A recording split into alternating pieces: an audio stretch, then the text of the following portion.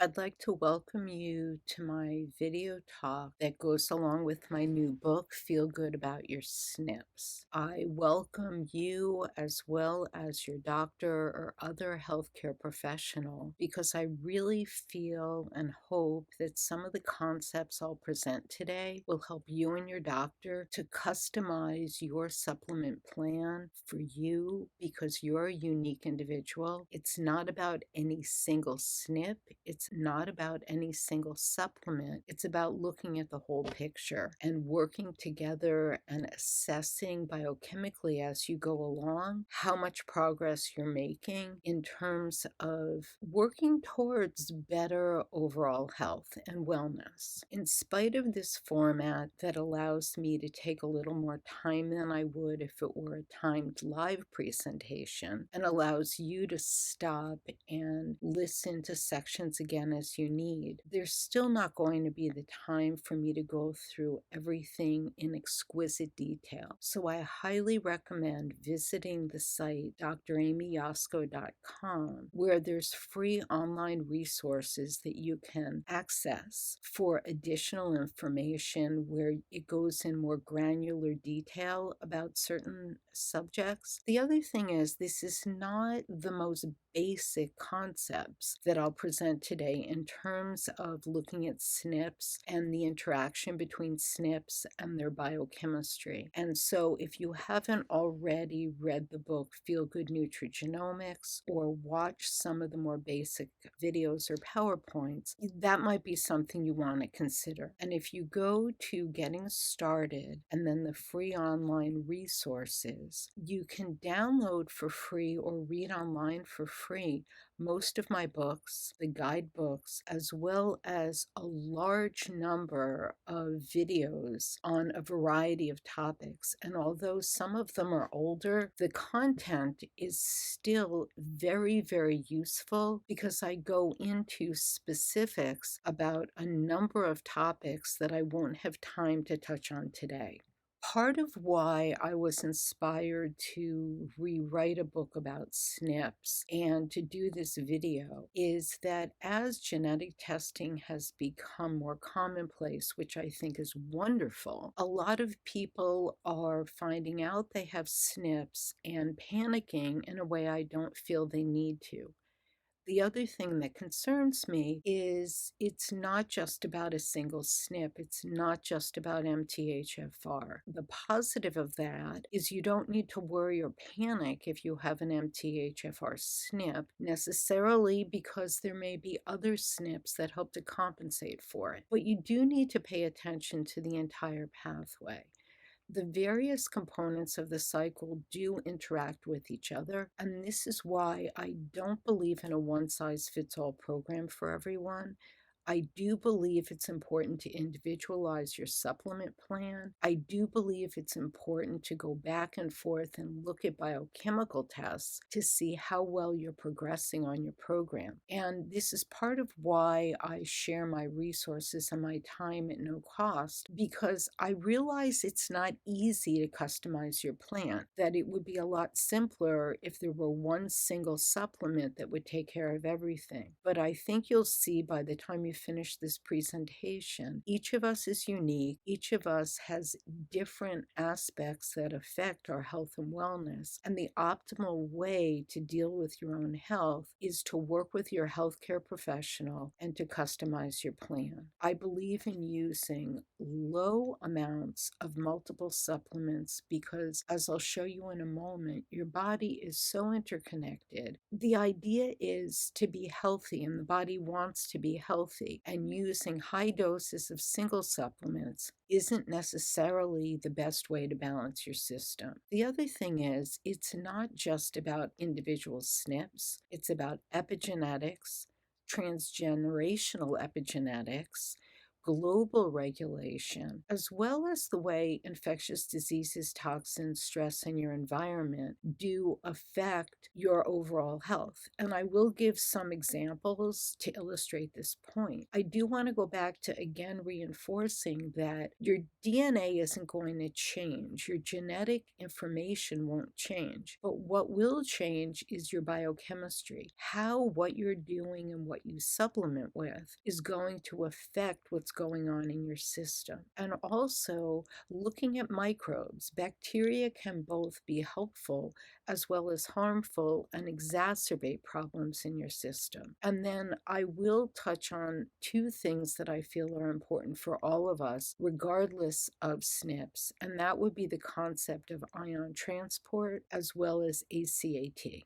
When I first introduced my genetic test about a dozen years ago, very few companies were offering SNP tests. Now that there are so many companies offering them, it's so widespread, I think it's fantastic. I actually believe all of us need information about this pathway, and it should make you feel empowered that you have this information and it gives you control over your own health, working with your own professional that helps you to implement the program. The way I've designed my program is we work from the SNPs, we work from biochemical tests. I share my information online, I share my time at no cost, and then I expect that you'll be working with your own healthcare professional to implement these suggestions and help you with guidance. Every time I get an email or a post where someone is panicked that they have found out they have an MTHFR SNP, I think of this emoji because there is no reason to panic.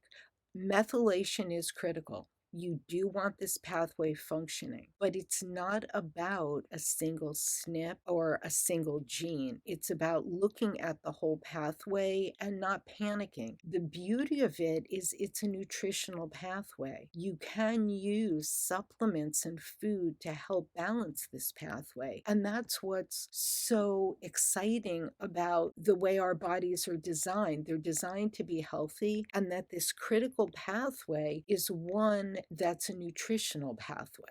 This is an example of some of the metabolic pathways in the body. And what I've done is to highlight the region that the methylation cycle or the methylation pathway sits. And you can see that this isn't just about one gene. It's not even about one pathway. This pathway in the body is part of a complex system that's more complex than all the roadways in this country. And so again, I don't want you to panic about a single SNP, but I do want you to think about the overall impact and interaction of all of these pathways in your body. If we blow up, I'll go back a second, if we take this region and we blow it up, I've noted how many different spots within that region are affected by the pathway we're looking at. And so again, to reiterate, MTHFR is just one gene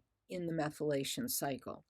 And the methylation cycle is just one pathway in the body. So using low doses, even sprinkles, of a number of supplements fits with the interconnected system of pathways in the body, rather than using high doses of single supplements. Even if that would be easier, it doesn't make the most sense, and it doesn't customize your supplement plan to your unique system. While I do know that it's more involved and time consuming, it does give you control over your own health. You should feel excited about the fact that knowledge is power. It's a marathon, it's not a sprint. You can take your time.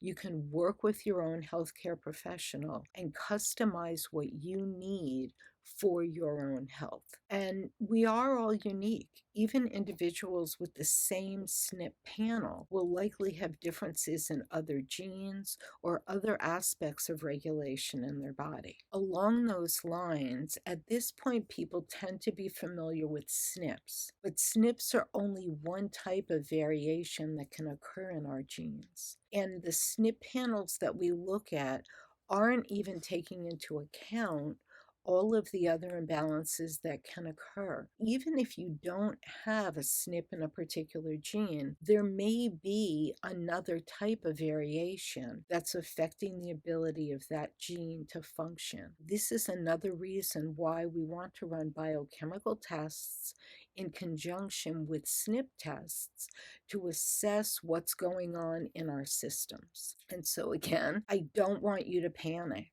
There are ways in which to supplement the body, work with your healthcare professional, assess what's going on biochemically, and achieve better health. And knowledge is power. The more you understand about the pathway, the more you understand about what's going on in your system, the more control you have and the less likely you are to panic. The methylation pathway that I look at is something where I've connected several individual cycles together and look at how they interact with each other like gears on a wheel. There's not the time to go into all of this with exquisite detail today, but again, I reference you to the Dr. Amy Yasko page, to the free resources, to the other books and the other videos that go into the pathway in more detail. Right now, I'll focus on where MTHFR sits, but again, you can see this is just one gene in a pathway where you want to look at the overall functioning and not just a single gene. And a blow up of where this sits is right here. And when there's an imbalance, you're having trouble working your way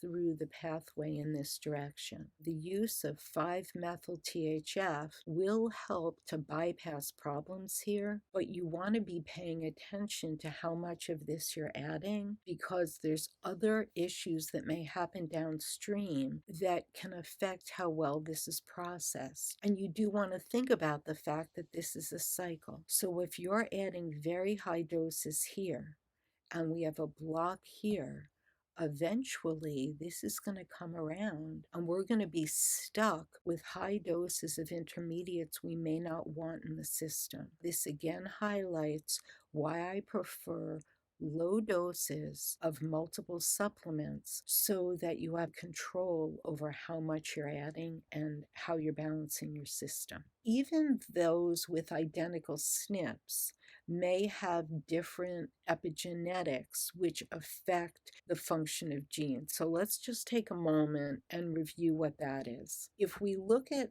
how big your genome is, relatively speaking, the epigenome is much larger because that's how you turn on and turn off genes using methylation, so using products from this cycle to affect the genes that may or may not have imbalances, SNPs, or other variations. One way to look at it is SNPs are more permanent structural imbalances, just as some of the other variations I listed on the prior slide are. We may have a SNP which is a more permanent issue in the physical structure of the gene, whereas epigenetic marks are reversible and they can help to turn on and turn off genes and help to regulate them. But what's important is that the methylation cycle helps to generate these epigenetic marks. If we have a SNP in this pathway, it not only affects the gene where the SNP occurs,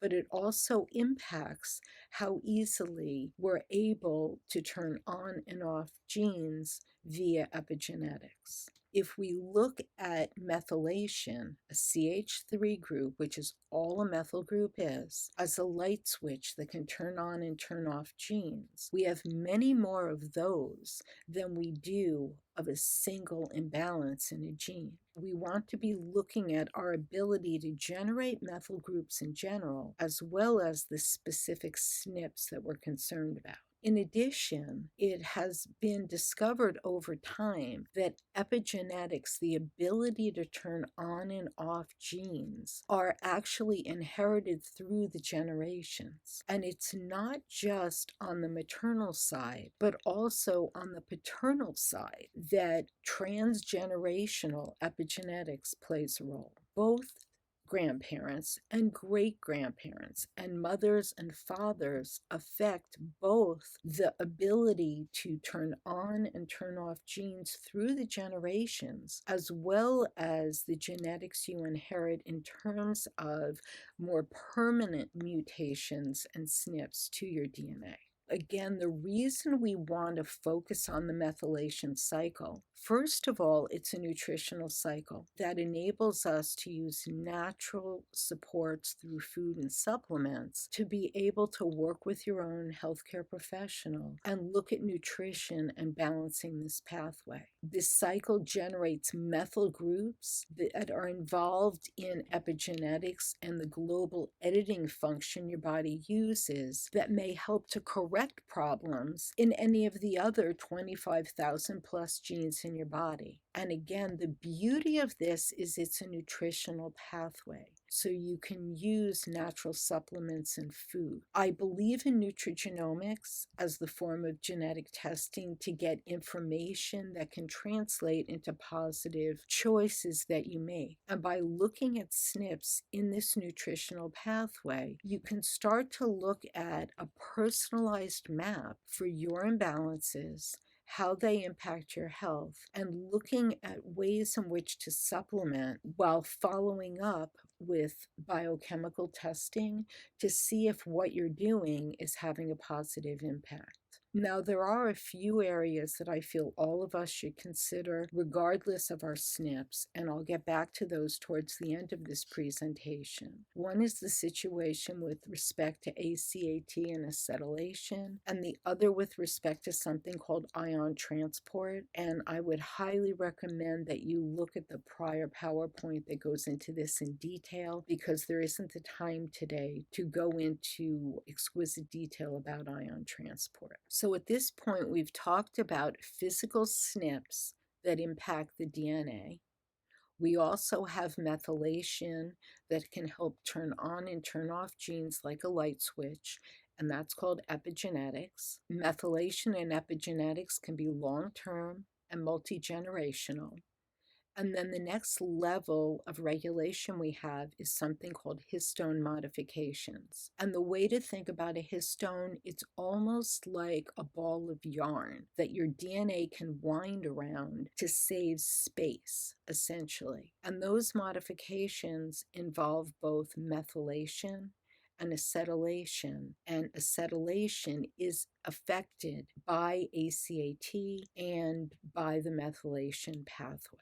What we're looking at here is DNA that's wound around a histone almost the way you would wind around yarn around a spool in order to save space. And both acetylation and methylation impact how the DNA winds around the histones. This is reversible in terms of how it winds, but remember that methylation can have more long-term generational effects and transgenerational effects in terms of epigenetics. Just looking at it more simplistically, your DNA, to save on space, can help wind around on histones, and then those are then modified by methylation and acetylation.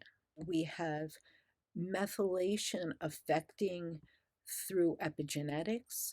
We have methylation and acetylation affecting your histone winding, and all of these come together to affect the way your body functions. It's not just about a single SNP. And as a side note, those who have Rett syndrome, it's tied together with histone modifications and the MECP2 gene. So again, we have various levels of regulation. RNA can impact regulation, histones, methylation, and acetylation.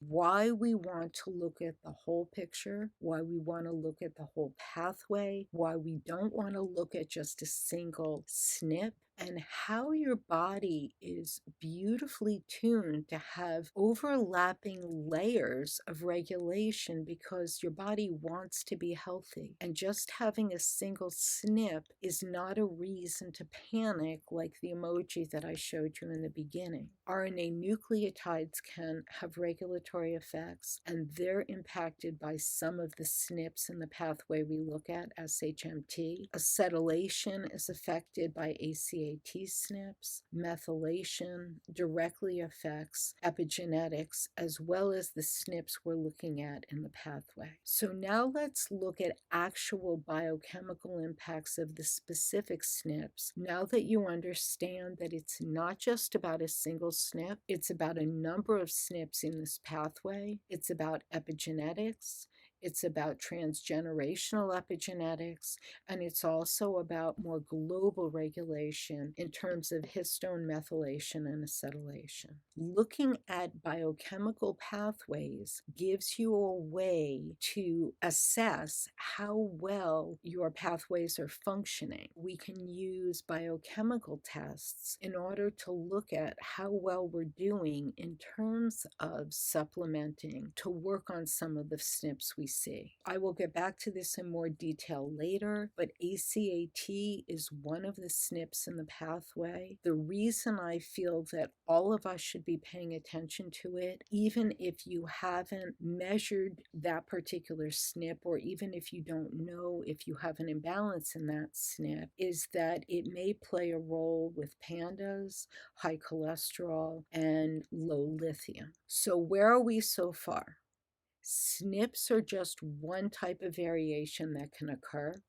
There may be other variations that occur that help to compensate for a SNP you have or may create additional issues. And this is why we want to look at SNP testing, genetic testing, epigenetic testing, as well as biochemical testing, so that we're looking at the output of the pathway as a whole. We also, if you recall, talk about the physical changes to the DNA in terms of SNPs, epigenetic changes which are reversible in terms of methyl groups that can turn on and turn off the DNA like a light switch. There are long-term generational changes via epigenetics, and there are other kinds of modifications that can impact the DNA and the histones, acetylation, as well as methylation. And the DNA is coiled like a spool of yarn on the histones. Later, I'll also show you the way the DNA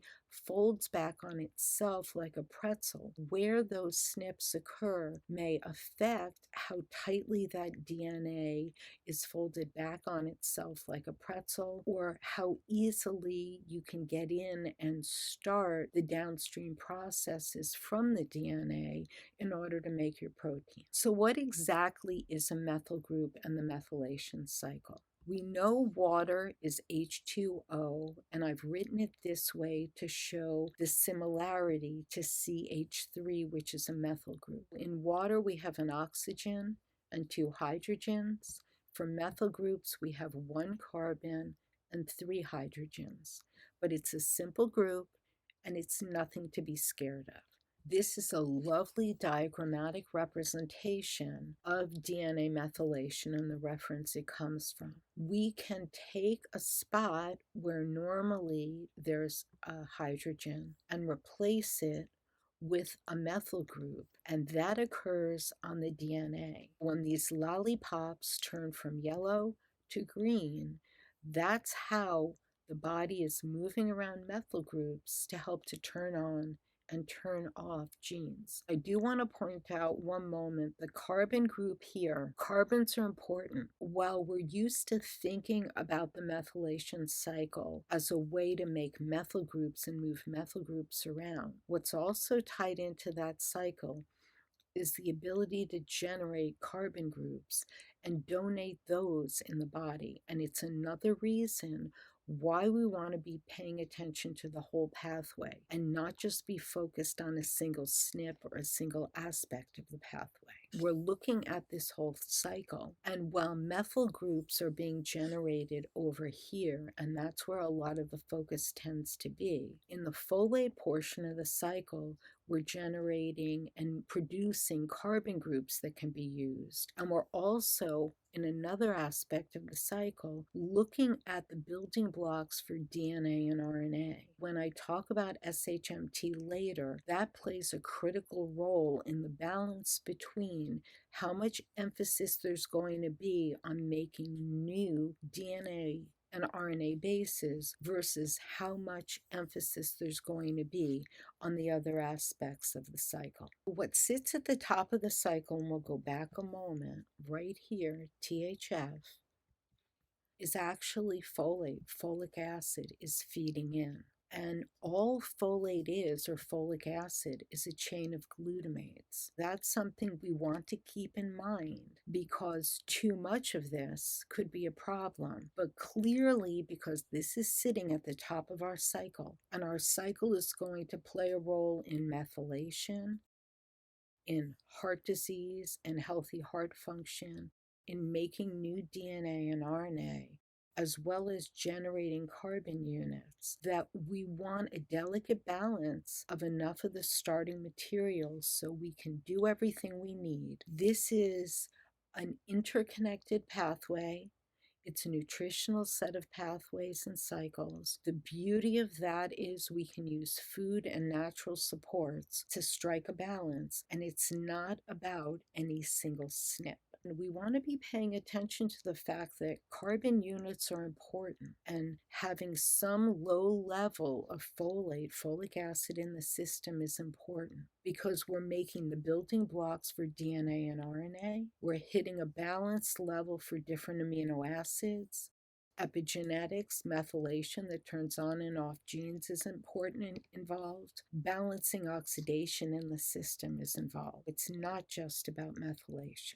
Looking at this a slightly different way, THF, which sits at the top of that cycle after folate, is involved in more than just methylation. Folate is important. We want some low level in the system. And while theoretically you could get the folate from your food sources, where many of us have imbalances in the gut and leaky gut, that isn't necessarily going to be possible. Looking at low dose sources to supplement is important. We need to generate THF because that's going to play a role in moving around carbon groups.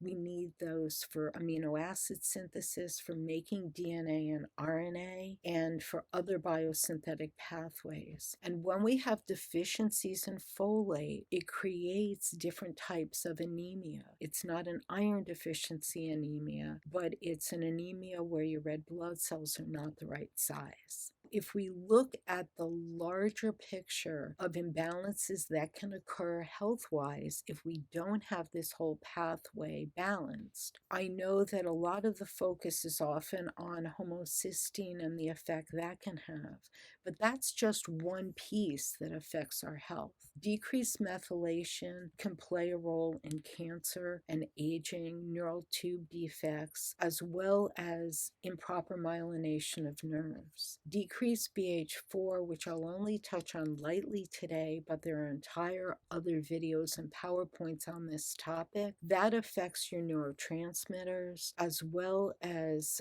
diabetes and those with PKU. If we're not flowing properly and so we have too much ammonia in the system, that creates its own set of problems. And if we have too much Fig glue because we have imbalances elsewhere, that can create enlarged red blood cells, but also headaches, pale skin. And I oftentimes have people complaining about tingling and numbness in their hands and feet, which would be another indication that you want to be looking at the entire pathway and getting it in balance. I want to hit two very general points before we look at some specific SNPs. Lack of B12 on its own can have a tremendous impact on your body, including when it comes to OCD and other psychological issues. And I have an entire PowerPoint video where I talk about the role of lithium and references for lithium playing a role in B12 transport. in addition to all of the other considerations and looking at your SNP panel, you really want to be looking at B12 levels either in blood and in addition, cobalt levels, which is a measure of B12 both in urine and in hair, so you can tell how well it's moving through your system, as well as lithium levels in hair, in urine, and in blood. If we only have a B12 deficiency, that alone is enough to be playing a role in all of these issues, whether we're talking about temperament, whether we're talking about OCD, whether we're talking about lack of energy. Okay, so you really want to be paying attention to the entire cycle and to be looking at your B12 and cobalt levels. And related to that, you want to make sure, working again with your healthcare professional, that your lithium levels are in balance and your energy marker levels are in balance so that you're able to transport your B12.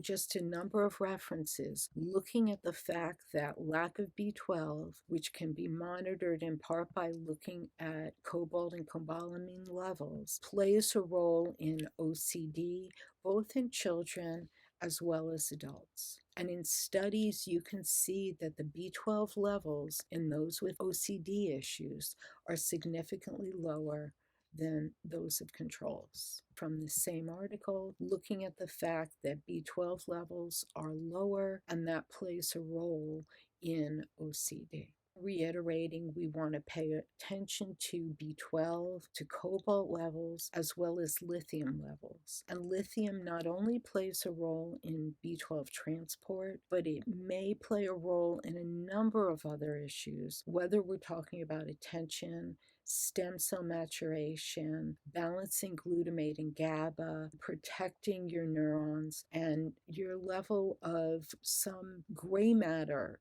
that certain studies have shown. And so, again, there's not enough time to go through all of that in this video, but the lithium and B12 videos do give all of those references. Some other overall observations about the methylation cycle, in addition to paying attention to B12 and paying attention to lithium. If the cycle doesn't flow or function properly, too much folate can accumulate. And you need to remember, folate is just a chain of glutamates. When folate sits around too long, since it's just a chain of glutamates, glutamate can be released, and that can overexcite nerves to death. And step one of my program is focused on balancing glutamate and GABA. And we know that excess glutamate can be a problem, as well as excitotoxicity. So we need some folate in the system, but we don't want so much that we have a problem with glutamate. And the enzyme that breaks down folate into glutamate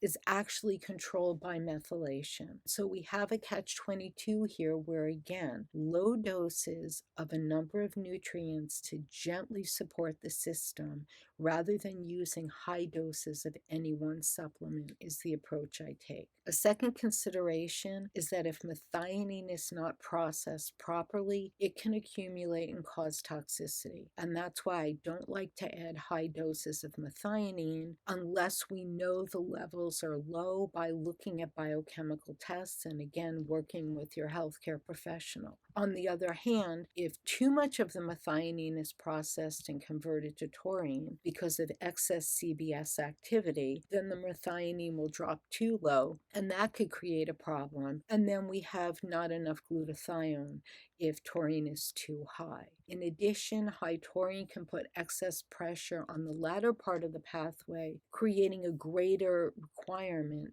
for B12 and molybdenum. And in addition, if we have MTR SNPs and ACAT SNPs, those may affect lithium levels, leading to lower B12, which complicates the situation because the cycle requires B12 in order to function. We see that B12 sits at the interaction between the folate and the methionine portions of the cycle, and MTHFR sits right here. In order to get through this portion, we need sufficient B12, but that requires energy for transport, and that requires that you have enough lithium to help with that.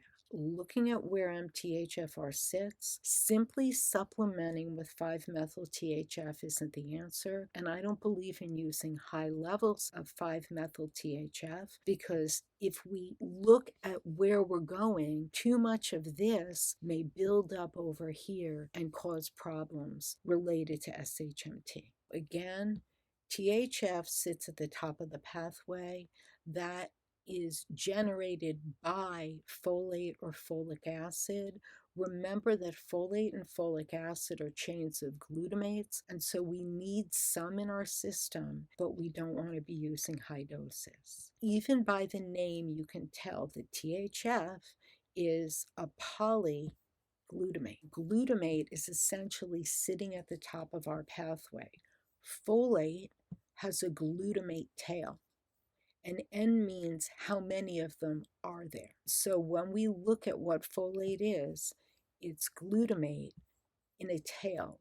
And depending on whether you're using natural folate or synthetic folate, the length of the tail will vary. We want to keep in mind, this is a slide from one of my earlier presentations that goes into a lot more detail about the balance between glutamate and GABA. You can handle some glutamate. We need glutamate.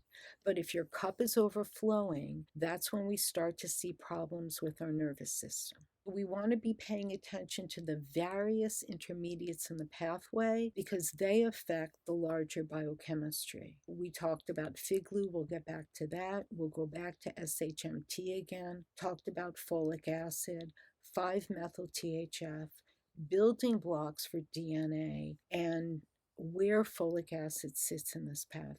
And as of this past year, the differential expression of the genes in the methylation cycle is still evolving. And these articles that talk about the turning on and turning off of genes during pregnancy help to highlight how exquisitely well-controlled methylation is, but also that our knowledge of this pathway is evolving over time. Because there is such exquisite control over this pathway, and our knowledge of it is growing even as recently as this past year, I again reiterate, I don't believe more is better. I feel that lower amounts of multiple supplements, working with your healthcare professional to make sure that we're achieving a delicate balance without tipping the scales one way or another, is the healthiest way to progress. From this article, looking at how folate levels,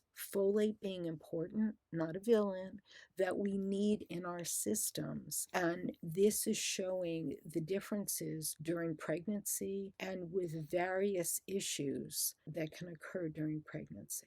Again, levels change. Normal levels change during development, and we want to make sure we have low-level support for a range of these compounds in the body. This article looked at during pregnancy a number of genes, and we can see the changes in levels as well as the differences one might see with a variety of non-ideal health conditions. We want balance throughout the pathway, not just for any single gene. Looking at differences, a second article of the amino acids that are generated from the same cycle and how those also are exquisitely regulated and how they change during development. Methionine is important. You don't want it too high, but you don't want it too low. This balance between serine and glycine is affected by SHMT, and I'll go into that later as an example of why we need to be paying attention to all of our SNPs. And tryptophan goes on to make serotonin, and imbalances in serotonin have been tied together with OCD activity. All of the aspects of the pathway are important,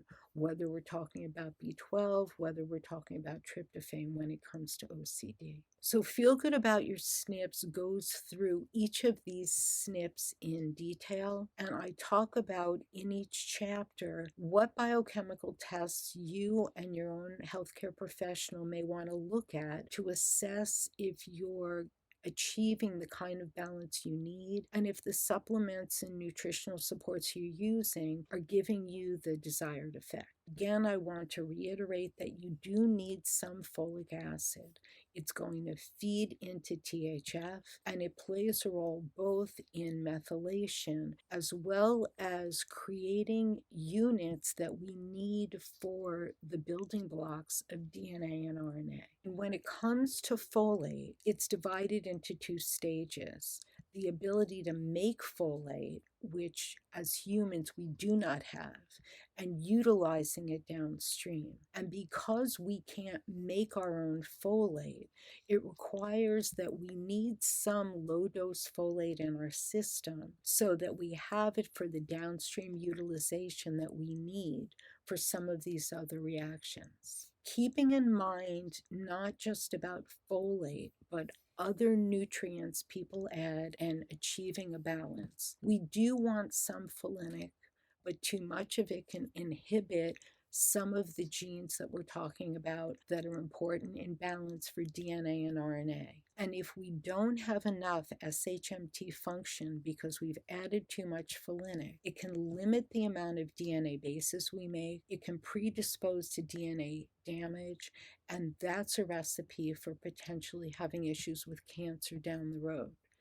Too much 5-methyl-THF can actually inhibit new DNA synthesis, which is why I like to use the liquid 5-methyl-THF drops, so you have exquisite control over the amount you're adding. Too much FIGLU, which can be due to a lack of folic acid, can cause enlarged red blood cells, it can cause anemia, headaches, energy issues, pale skin, and tingling and numbness in hands and feet. We do need B6, but if we're using too much B6, then it may work in conjunction with CBS SNPs and bacterial issues to deplete the methylation cycle by converting too much methionine to taurine and leading to lower levels of glutathione. In addition, too much B6 can work with histidine that builds up due to a lack of folic and FIGLU. So again, it's a catch-22, and that can produce histamine, and that's involved in allergic reactions and inflammatory reactions. If we have too much B6, it can also throw off neurotransmitter balance. If we have too much B12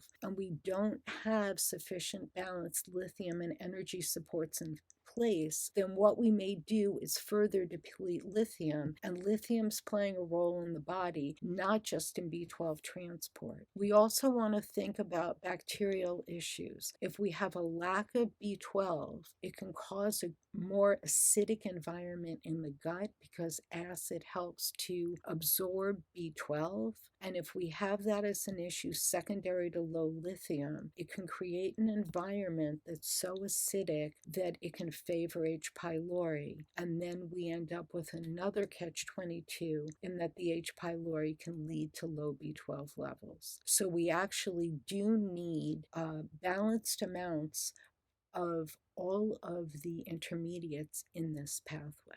And again, I keep going back to glutamate because that is the first step in the program. I've actually had people make incredible strides in a positive way just by balancing glutamate and GABA. But we want to look at the fact that glutamate is a definite part of this pathway. Adding extra glutamine, glutamate, too much folate that can break down into glutamate can throw off that balance and your cup starts to overflow. Another compound we want to pay attention to is I know there's some individuals that tend to use very high doses of certain intermediates in the pathway. And again, I only like low doses. I like to use for the shortcut part of the pathway a balance of PS, PE, PC, PI, not high doses of any single compound, because we can have buildup of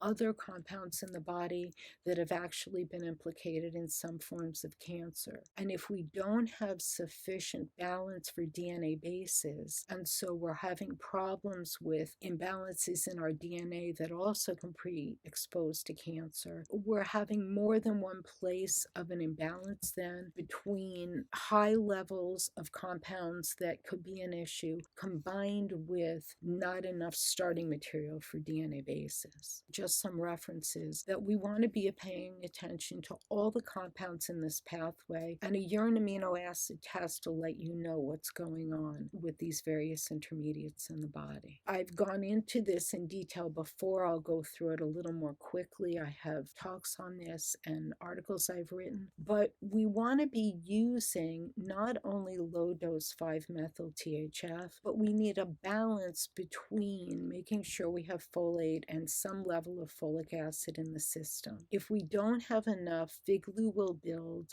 and that has consequences. The other reason we need to make sure we have balance is this pathway also involves something called MTHFS, and most of the SNP panels don't measure MTHFS, and it plays a very critical role in helping to address SHMT, which we'll talk about in detail in a moment. I believe only in using low doses of folinic acid, not high doses, because I don't want to impair SHMT function, and low doses of folic acid along with probiotics as a way to make THF and to address possible MTHFS mutations. The choices I make: natural folate has more glutamate residues. Remember, we said folate is a chain of glutamates, and they can break down more easily to release glutamate into the system. And this is why I only like very low dose folic acid as a synthetic form, because it's limiting the amount of increased glutamate, since the chain is shorter and it is less likely to break down. Okay, so the big difference between folic acid and natural folate is the stability of that glutamate chain and the length of the glutamate chain. And you also want to pay particular attention if you are C677T++, so both pieces are blocked here, both copies of your C677T. It's not a total block, but when you look to add 5-methyl THF and you can't get all the way back through, the 5-methyl THF you've added is going to help you to do what you need to do here, and that's why I like to use low doses. But high doses, you run the risk of building up over here and generating more glutamate. So that's something you want to be paying attention to and looking at the balance between glutamate and GABA. The reason low doses of folic acid are less of a concern, in my personal opinion, is that it has a shorter glutamate chain and it's more stable, so it's less likely to break down into glutamate, because we do need some low level of folic or folate in the system. And again, we want to be using a low level of 5-methyl THF. We need to bypass this SNP so that we can process methionine, so that we can make the compounds that we need for the methylation cycle. But we don't want to be using such a high dose that other compounds are building up. And we do need some low dose folinic, but again, we don't want such high dose folinic that we inhibit the ability of SHMT to function. Reiterating in another way, there are consequences of using high doses of either too much folate, natural folate, or folic acid, which is why you want to look at low doses, looking at low doses, not high doses of folinic, because we want to keep SHMT in balance. It's critical. Now, the supplements that I utilize and I've designed, I am already adding new building blocks for DNA and RNA synthesis. I like to use RNA nucleotides, which will break down if you need them to the building blocks. But all of these are important aspects to pay attention to make sure the whole system is balanced. To summarize again, what I like to use, and you could use the equivalents with your own healthcare professionals, but the key points to keep in mind. I like to use, for the shortcut around the cycle, a complex of PS, PE, PC, PI. I like to use liquid drops or sprays as a way to precisely control B12 and methylfolate levels. I like little bits of folinic that also include the building blocks for DNA and RNA synthesis, which are part of the important outcomes of SHMT. And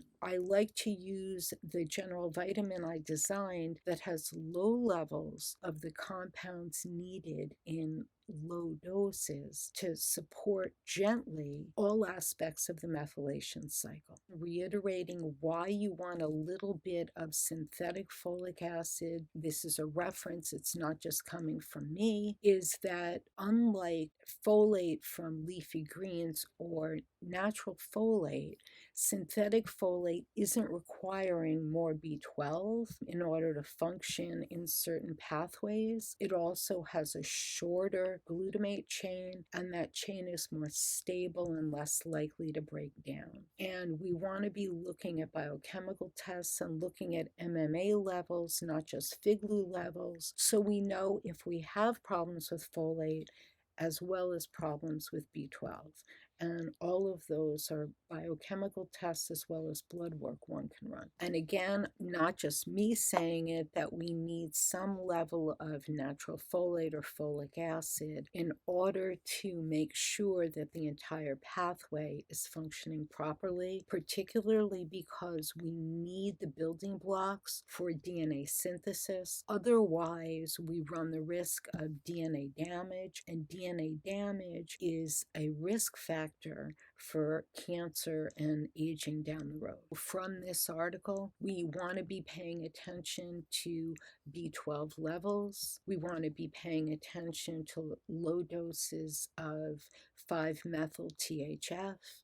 And we want to be paying attention to the role that SHMT plays and the balance it creates. And folinic, which is 5-formyl THF, inhibits the SHMT enzyme. So that's not my work, that's work by others. And in the past, I felt that SHMT was a detour to nowhere. And over time, I've come to change my tone and thoughts on that completely. I feel that SHMT is actually a pressure relief valve that's helping to rescue you from the buildup of compounds in the body when you have other SNPs. If you, for instance, have a MTHFR C677T SNP, being able to have SHMT function as it should helps us to get rid of the buildup of compounds behind that SNP. And so using only low dose folinic to make sure we're hitting a balance and not totally inhibiting the function of this important pressure relief valve is something that you really want to be considering. Looking at,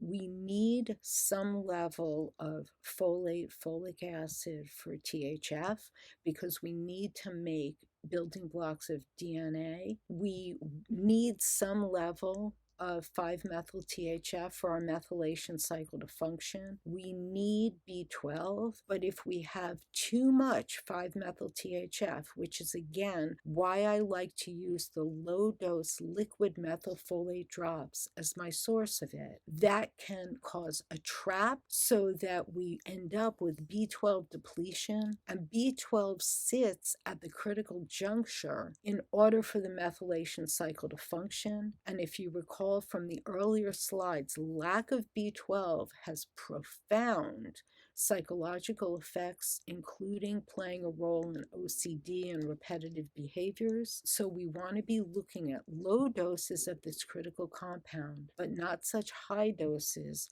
that we create a trap. Two other enzymes that require B12, one of them, MTR, is both dependent on levels of folate or folic acid, THF, and is also dependent on B12. And so we want to make sure that we've got sufficient B12 in the system, which again gets us back to paying attention to lithium levels in the body. If we have reduced MTR activity, that can lead to a trap, and this 5-methyl THF trap causes problems with anemia, as well as other issues with your DNA, immature nuclei, incomplete DNA replication, and that can be a problem in terms of aging, cancer, new cell growth, being able to repair tissues in your body. It's important, and we won't get into too much detail here, but your cells have cytoplasm, which is the fluid or the juice or the jello that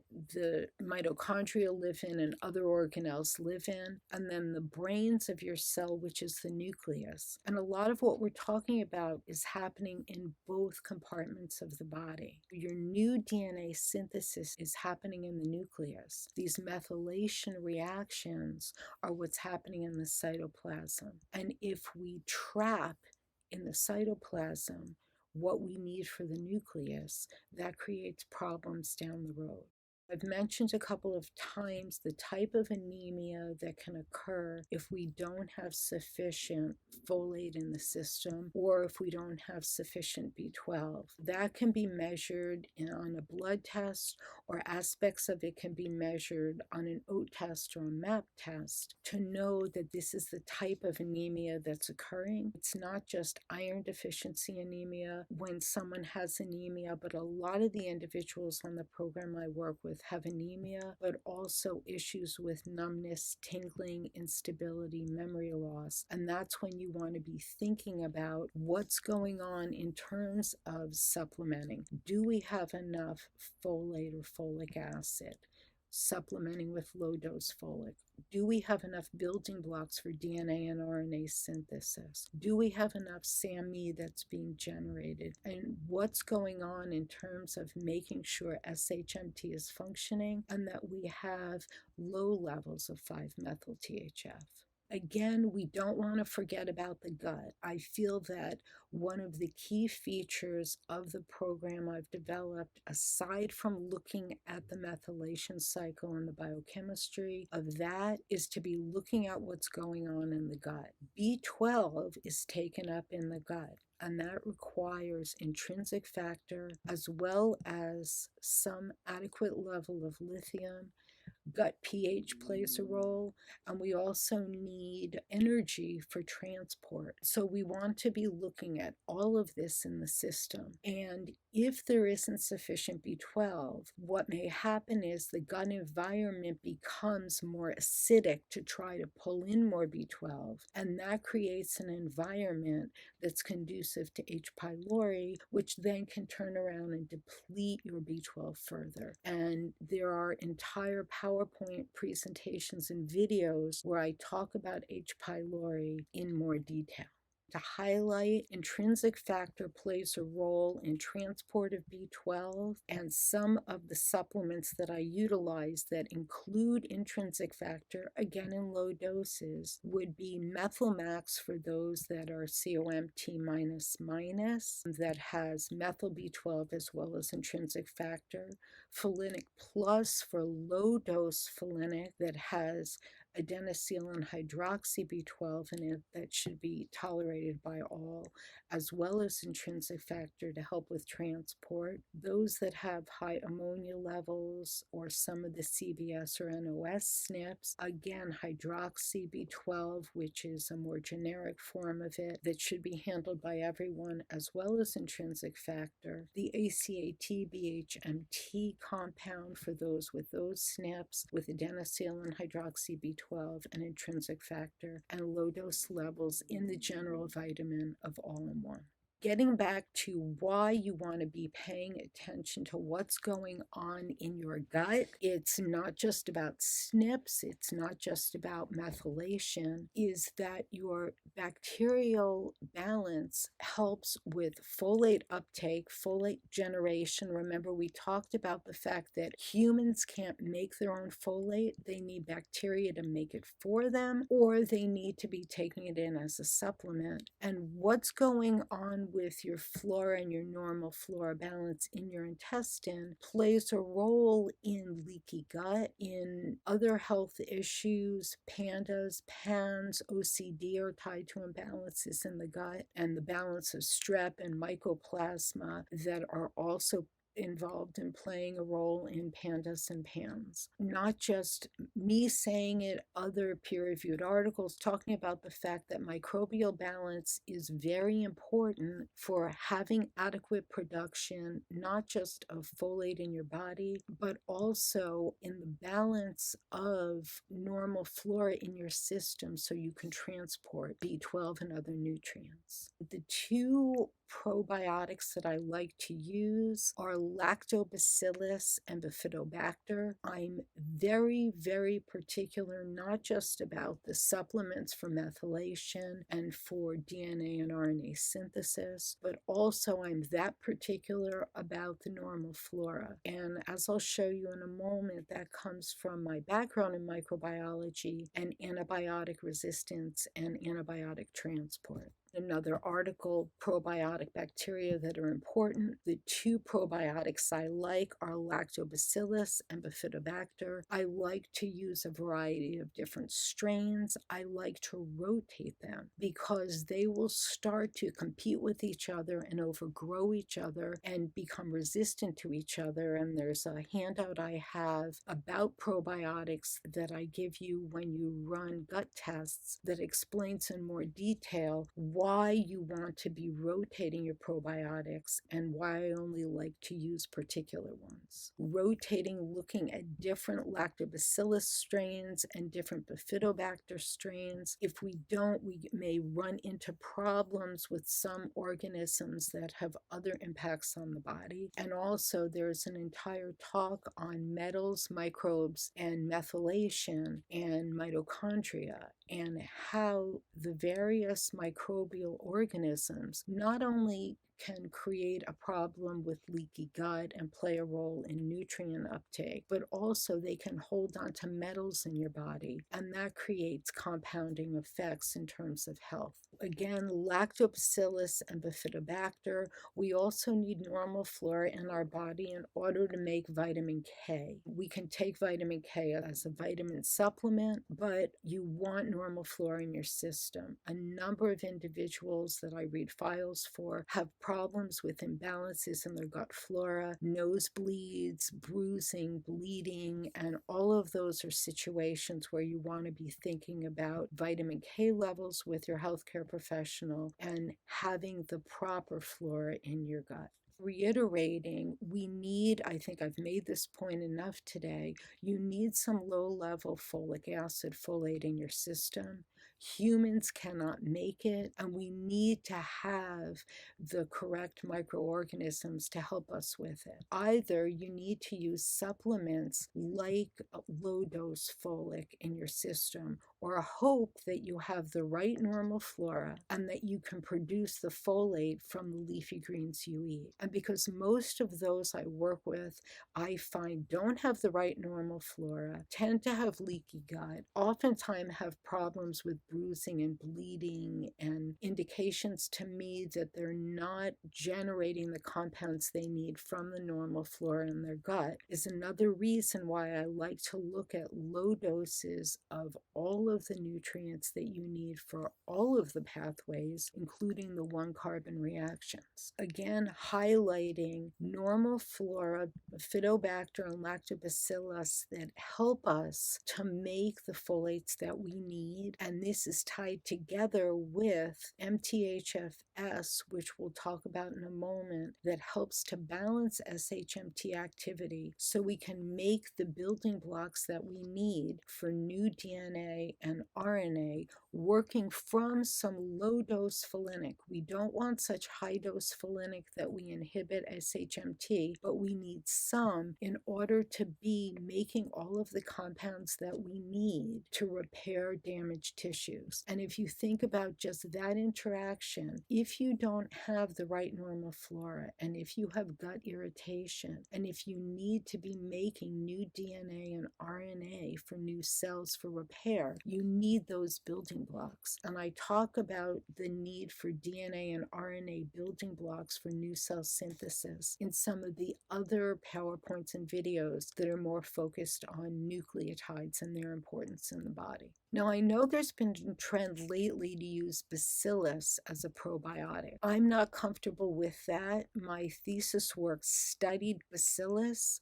Bacillus forms spores, so they're extremely difficult to get rid of once you have them around. To me, using a probiotic that can form a spore and be difficult to eradicate is non-ideal. The other thing is, I know from my work and my research on antibiotic resistance and transport that bacillus have a number of unique ways they become resistant to antibiotics, and then they can share some of those resistance traits with other microbes in your body. And so should you need to use an antibiotic and not just want to rely on herbs that may help with microbial balance, you want to be sure that you're not adding genes in your system that might carry antibiotic resistance. And I want to emphasize, bacillus is not the same as lactobacillus, so don't let the name confuse you. Bacillus can be a problem. It is not a natural inhabitant of the gut. I'm not a fan of using it as a probiotic. I respect those who choose to for other reasons, but it is not a part of the program I'm comfortable with. It's a soil organism, and so you want to be careful to be watching your fruits and vegetables carefully and try not to be taking in bacillus in other ways than you might want. Lactobacilli are the ones that we want, and bacillus can decrease the level of lactobacillus in your system that we want, and it can increase other types of spore formers. And I've just told you that spores are very difficult to get rid of. Work that I did back for my thesis, looking at various means of antibiotic resistance in bacillus and energy generating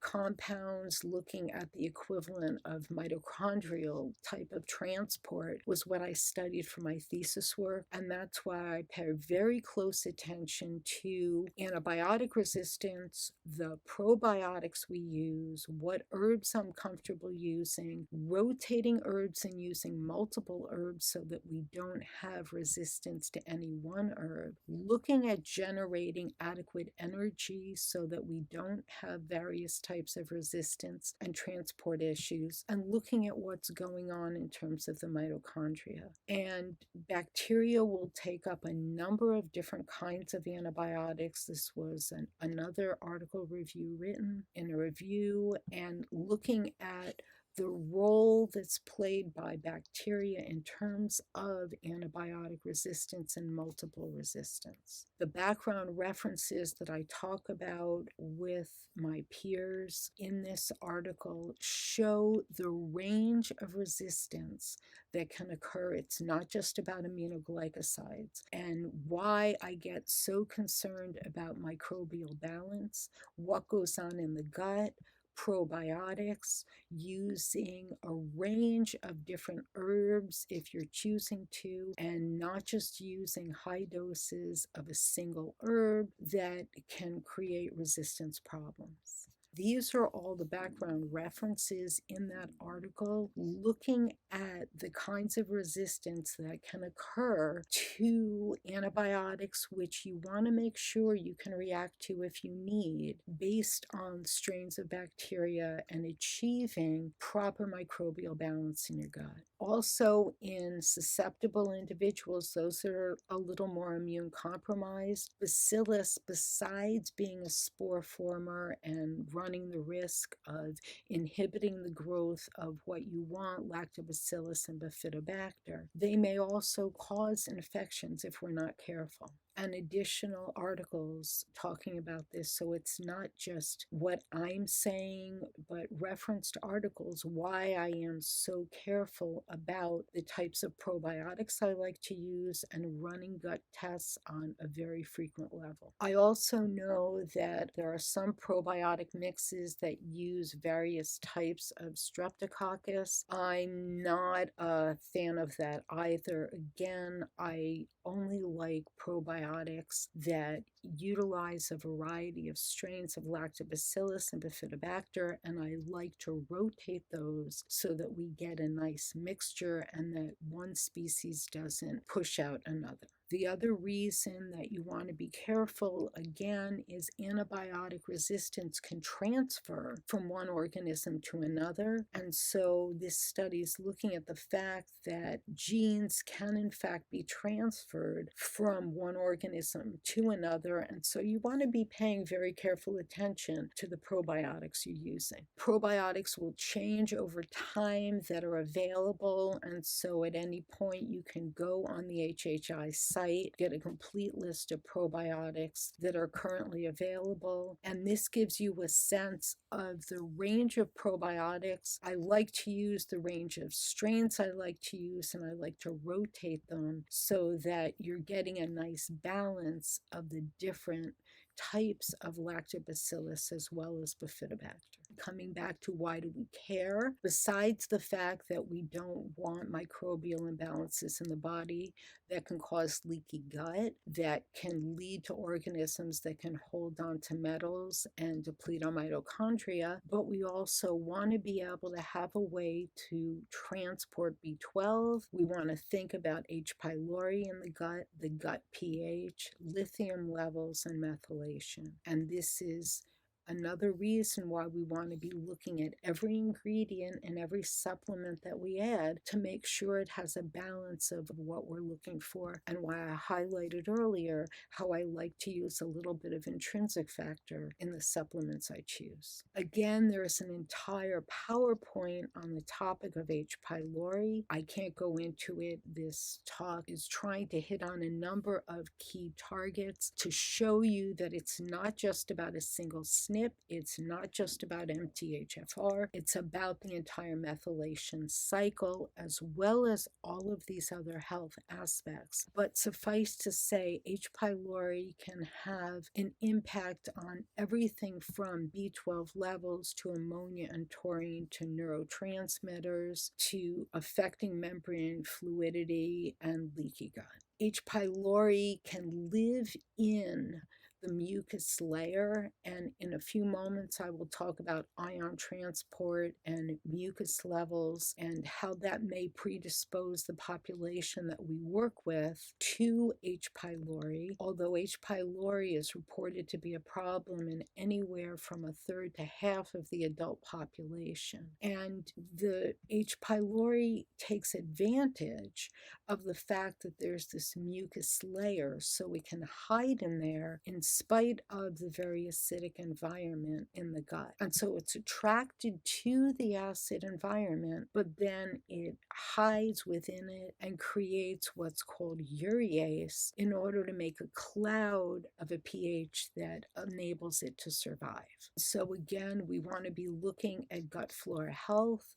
We want a nice balance of flora helping to protect us, and we want to pay attention to what's going on in terms of the mucus layer and other aspects that can affect it. Because H. pylori can hide, when the immune system responds to it, it sends white cells, it sends killer T cells, and if they can't get to the organism in order to eradicate it, they will create additional inflammation at the site in which they've been targeted to and pulled into by H. pylori. When we have chronic infection and you have H. pylori and you're pulling in your immune system to try to address it and it can't get to it, what it does is it helps to set up a situation of leaky gut, and as a result, your food isn't moving through the way it should be, and it can create issues where you're exposing food to your immune system where it ordinarily would not be. So normally it would be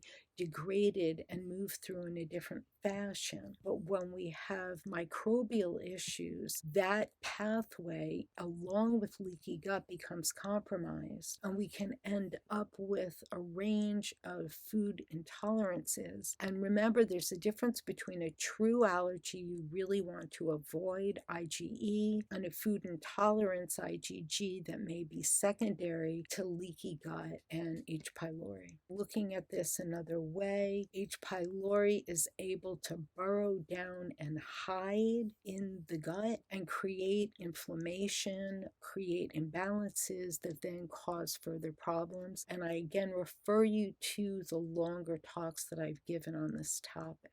But what you want to be thinking about is there's a relationship to the pH, which is why you want to be running gut tests that tell you what's going on in terms of gut pH as a marker. We want to be looking at ion transport that I'll get back to in a moment, and low levels of bicarbonate depending on the pH and depending on your sodium and potassium levels, because this graphic illustrates that at certain pHs, the H. pylori is hiding. But even at a low pH, when the bicarbonate level changes, it comes out of hiding, and now some of those immune cells or antibiotics or nutrients you've added to try to address the H. pylori can in fact get to where they need.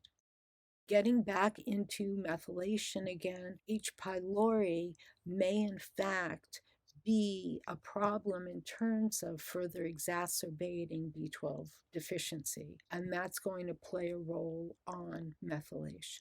It's not just about the impact H. pylori can have on B12 levels, but other microorganisms that are non-ideal can affect other intermediates in the methylation cycle. And so regardless if you have SNPs in those pathways or other imbalances that aren't measured via the other types of DNA modifications and variations that can occur, just as H. pylori can affect B12 levels, Pseudomonas, Klebsiella, and Bacillus may impact Figlu levels, which then tie together with the pathway we talked about earlier, having to do with MMA and folic levels.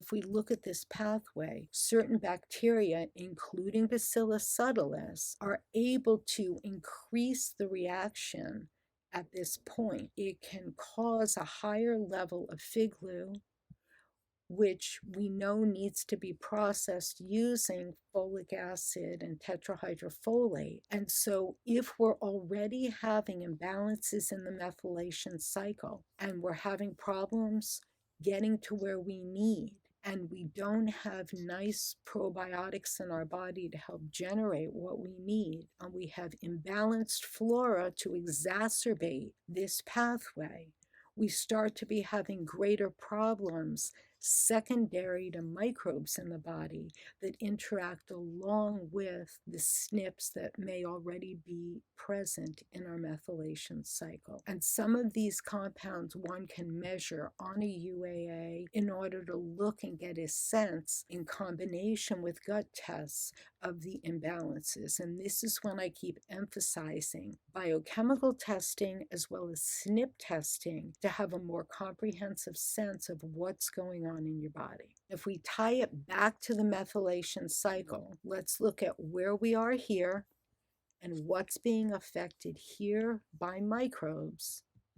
And this is where we're sitting here, okay? And it ties right back together with SHMT and our methylation cycle. We're looking at the interplay and the intersection between what's going on in your gut with normal flora and imbalanced flora, and what's going on with the SNPs in your system, as well as what's going on nutritionally. SHMT is affected not only by folinic, which inhibits it, but is increased by iron. But the problem is iron is also able to increase issues with microbial infection. So again, it's a balance and a catch-22. More is not better with iron. We want enough iron so we don't have anemia problems due to iron deficiency. And a little bit of iron will in fact help SHMT. And we want to make sure the iron gets to where it needs to in the body and is not helping to imbalance microbes further to exacerbate the situation. So let's go back again and look and see. When we have too much iron, that can increase bacterial virulence, which is going to create a problem here and going to create a problem here, which then can impact what's going on over here, even though a little bit here helps us here. And so we want to be looking at a balance, whether we're looking at iron levels, whether we're looking at gut tests, and looking carefully at the minerals we're adding in urine as well as hair, and if you choose to in blood. I keep referencing SHMT as an example of why you want to be looking at all aspects of the pathway and not just at a single SNP. And I'm using that as an example, but what I'm saying is applicable to all of the various SNPs in the pathway, that we want to be looking at minerals, we want to be looking at the gut, we want to be looking at the various intermediates in the pathway. And there's a very close relationship between MTHFS and SHMT, but also a relationship between SHMT and 5-methylfolate. This SNP can create changes in glycine levels. It can play a role in carbon being trapped so that we don't have carbon moving around, which is what another aspect that I showed you early on that's important in this pathway. It's not just about methyl groups, it's about carbon groups. We need new DNA synthesis in order to make sure the DNA that we make is not damaged. We need DNA building blocks. Some of those who are SHMT plus tend to show higher glycine. Not everyone, and I'm going to give you some specific examples towards the end of this talk. We want to keep in mind that folinic inhibits SHMT, and so too much of it is a problem, but we need some in order to hit balance.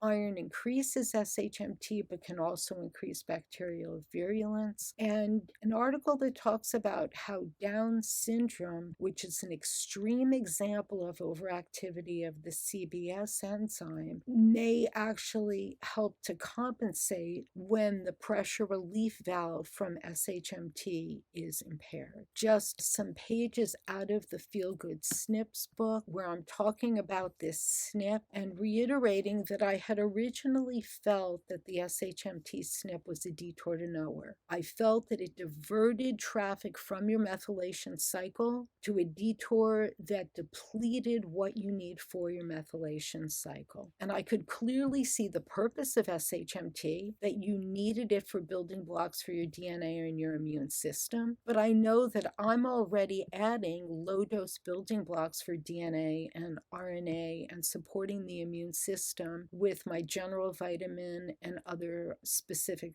nutrients. And so I couldn't understand the role it played. And I now have changed my tune completely on that because I really feel it helps to compensate for SNPs elsewhere in the pathway and acts as a much needed pressure relief valve in order to help you to process compounds so they don't build up in your cycle. There are times where I feel that this SNP is a compensatory mechanism for methylation components that can't be processed or siphoned off. So when someone is MTHFR C677T++ and doesn't have excess activity through the shortcut and maybe doesn't have excess CBS activity, one of the means that's available to make sure we don't have high levels of glutamate building up by virtue of the fact that excess THF is just sitting there is to be able to have the SHMT shunt work as a pressure relief valve.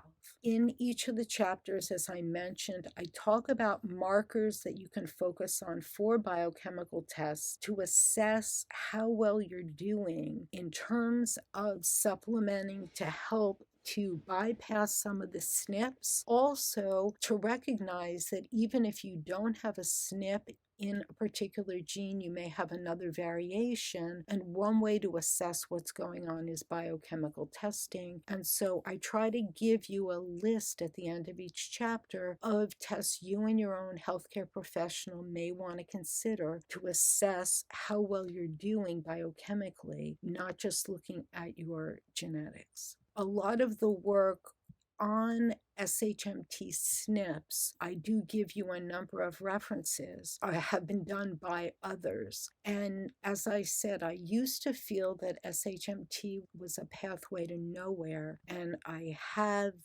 reconsidered that. And when there are problems with SHMT, so it's not functioning properly, okay? Even if you're not adding high dose folinic, if you have SNPs that are impairing the function of SHMT, you need another way to process compounds that build in the pathway. And this article was looking at this combination and protective effects between certain SNPs and risks for Down syndrome.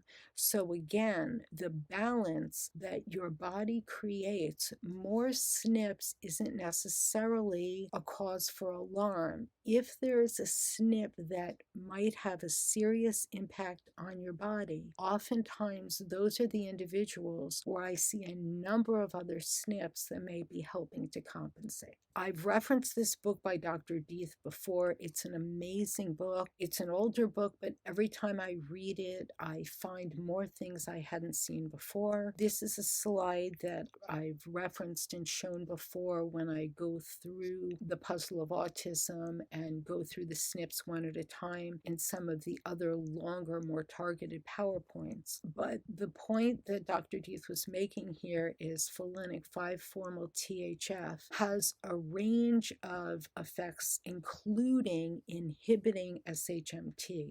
We do need SHMT function, which is why we want to be looking at low doses, not high doses of folinic, in my personal opinion. And I've mentioned MTHFS before. I talked about it earlier with respect to probiotics and probiotic balance and looking at folate and folic acid. We need this to be able to function, because if it's blocked and if we have increased folinic, we can inhibit further what needs to be going on in this aspect of the pathway. MTHFS and SHMT are in a delicate balance.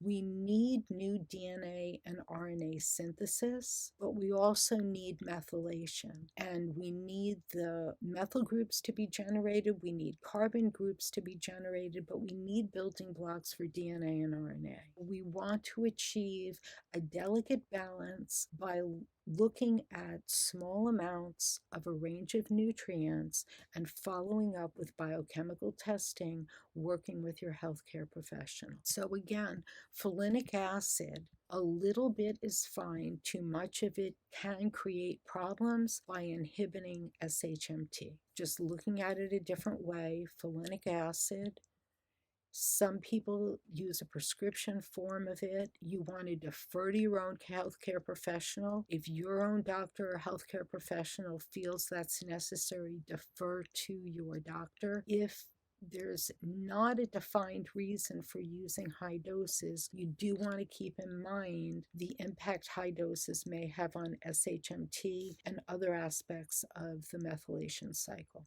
It's interrelated. We're looking at the role SHMT plays over here. We need building blocks for DNA. We need to be able to generate our methyl groups. We want to be able to generate carbon groups as well as methyl groups. We want to be looking at downstream what's going on with neurotransmitters, our ability to make glutathione, and our ability actually to methylate our DNA and RNA. And that's an entire other topic that I've talked about in the talks about nucleotides and DNA and RNA. And there's not time today to touch on even the urea cycle, the role BH4 plays, the damage that can be caused in microglial activation if we don't have balance here. But there are talks focused on BH4 that you can find on the Dr. Amy Yasko site. If we have an MTHFR SNP, we're blocked here. And remember, the blocks are not all or none. It's a partial block, even if you have both copies. So even if you're plus plus or homozygous, there is going to be some activity. But we can add some low dose 5-methyl THF so we can interact with the B12 we've taken in. Hopefully we have enough energy markers and compounds and low-dose lithium to help with that. So we can get through this portion of the methylation cycle, make SAMe, which is critical, methylate our DNA and RNA, be able to process homocysteine so we don't have problems with that building up, and generate glutathione. Also, we need to be making carbon units. But we're coming back around, and if we're stuck, we can't get all the way back through the process.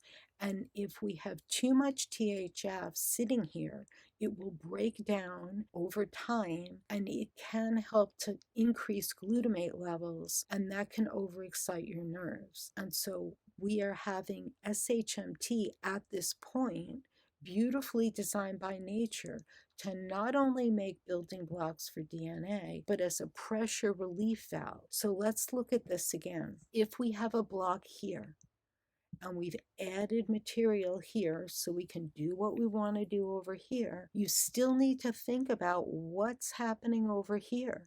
While we're generating methionine, we're also generating compounds over here.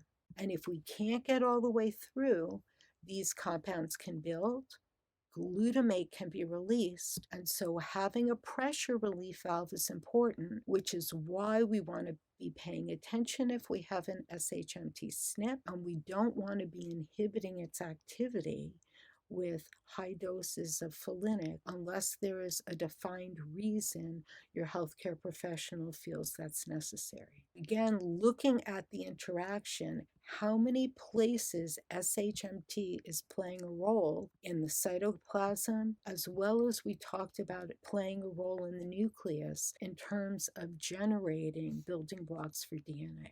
Looking at the role that it plays, and we need to be able to make building blocks for DNA and RNA. We need to be able to generate methionine in order to be able to function properly for methylation, and keeping in mind the role that iron plays. And while it may stimulate, we create a catch-22 if we're not careful with iron balance, in that it can increase bacterial virulence, and that turns around and throws off your flora, allows possibly for retention of other toxic metals in the system, allows for leaky gut, which then can throw off our B12 balance that we need for methylation to function. So we want to think about MTHFS as a balancing factor for SHMT and a control factor if there is too much folinic. We don't measure MTHFS, and it creates a pathway that helps to keep things in balance. What we want to keep in mind is we want a balance of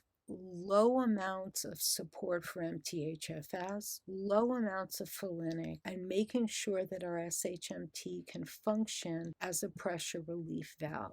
Showing another way the cycle between SHMT and MTHFS, and why we want to be paying attention and making sure that we have some THF from synthetic folic or natural folate that can be processed to the intermediate that's used by MTHFS for this cycle. Looking at mutations in SHMT that is actually more complex than a simple inhibition of function. And I'll go into it in a moment, but the bottom line is when we have a mutation, the SHMT SNP that we look at, it creates a problem so that it's trapping 5-methyl THF so that it becomes unavailable for C677T. The interaction between an MTHFR C677T SNP and an SHMT SNP are something we want to be paying attention to. And these studies looked at the interaction of these two and the fact that cardiovascular disease becomes more of an issue when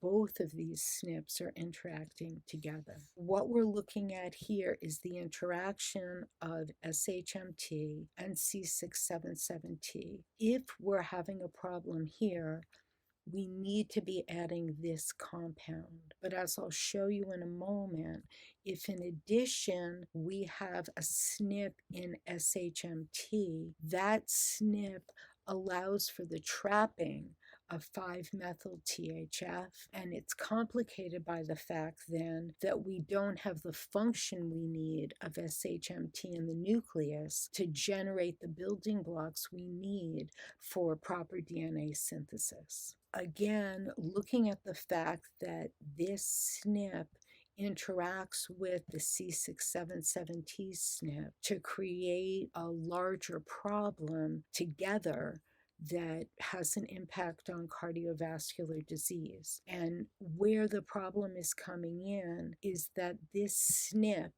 creates a problem where it's trapping 5-methyl THF and causing a problem in terms of being able to allow remethylation to occur properly. Just reiterating it one more time, that this combination of an SHMT SNP can cause a problem not just with respect to 5-methyl THF levels, but also we're not getting the nucleotide synthesis that we need for new DNA synthesis, and lack of that can cause risks in terms of cancers. Talking about the C677T, what can happen here if we don't have a proper balance between the new DNA synthesis we need to make and the methylation cycle? So we want a balance there, we want partitioning, but when we have an SHMT SNP, the further complication in that it traps the 5-methyl THF, and so it's sitting within the 1-carbon network to create imbalances or to balance properly what goes on with the 1-carbon compounds and new DNA synthesis as well as methylation. Again, reiterating, we want to be paying attention to all of our SNPs, the interaction between SNPs, and then looking biochemically to see what's going on. What does your Fig-U level look like? What does your iron level look like? What does cobalt look like in urine and in hair? What does your lithium level look like in urine and in hair? What is your blood B12 level looking like? What's your blood lithium level looking like? What's your methionine, your taurine, your glutathione levels looking like? Looking at the various intermediates that let you know how good a job you're doing using low-dose supplements, working with your own healthcare professional to help to achieve that delicate balance that we saw with all of those interacting pathways on one of the very first slides that I showed you. Looking at what's going on again using SHMT as an example of the interaction between processing of homocysteine, remethylation, and using the same substrate that MTHFR needs. This interaction between SHMT and MTHFR and the role that this plays, but the critical role this plays. Reiterating what this SNP does, that it can compromise the methylation cycle in the cytoplasm, as well as the ability to make DNA bases in the nucleus, because this SNP is a mutation that prevents the movement of this enzyme into the nucleus. Too much of it sits in the cytoplasm, binds up the 5-methyl THF that we need for the methylation cycle. And since it's trapped, the SHMT is not transported into the nucleus. And then we have the fact that DNA bases are being compromised, DNA damage can occur, and new DNA synthesis is compromised. And that's why, with the supports that I like to utilize, I like to give you little bits of the building blocks you need so that even if SHMT is not functioning, you have the starting material you need. If you're looking at and using RNA-based supports, those may break down over time to give you building blocks for RNA. Using low levels of 5-methyl THF so that you have enough for the cycle to function, but not so much that high levels build up and break down into glutamate. We're talking about a balance between the various SNPs in your body and the beautiful way the body is put together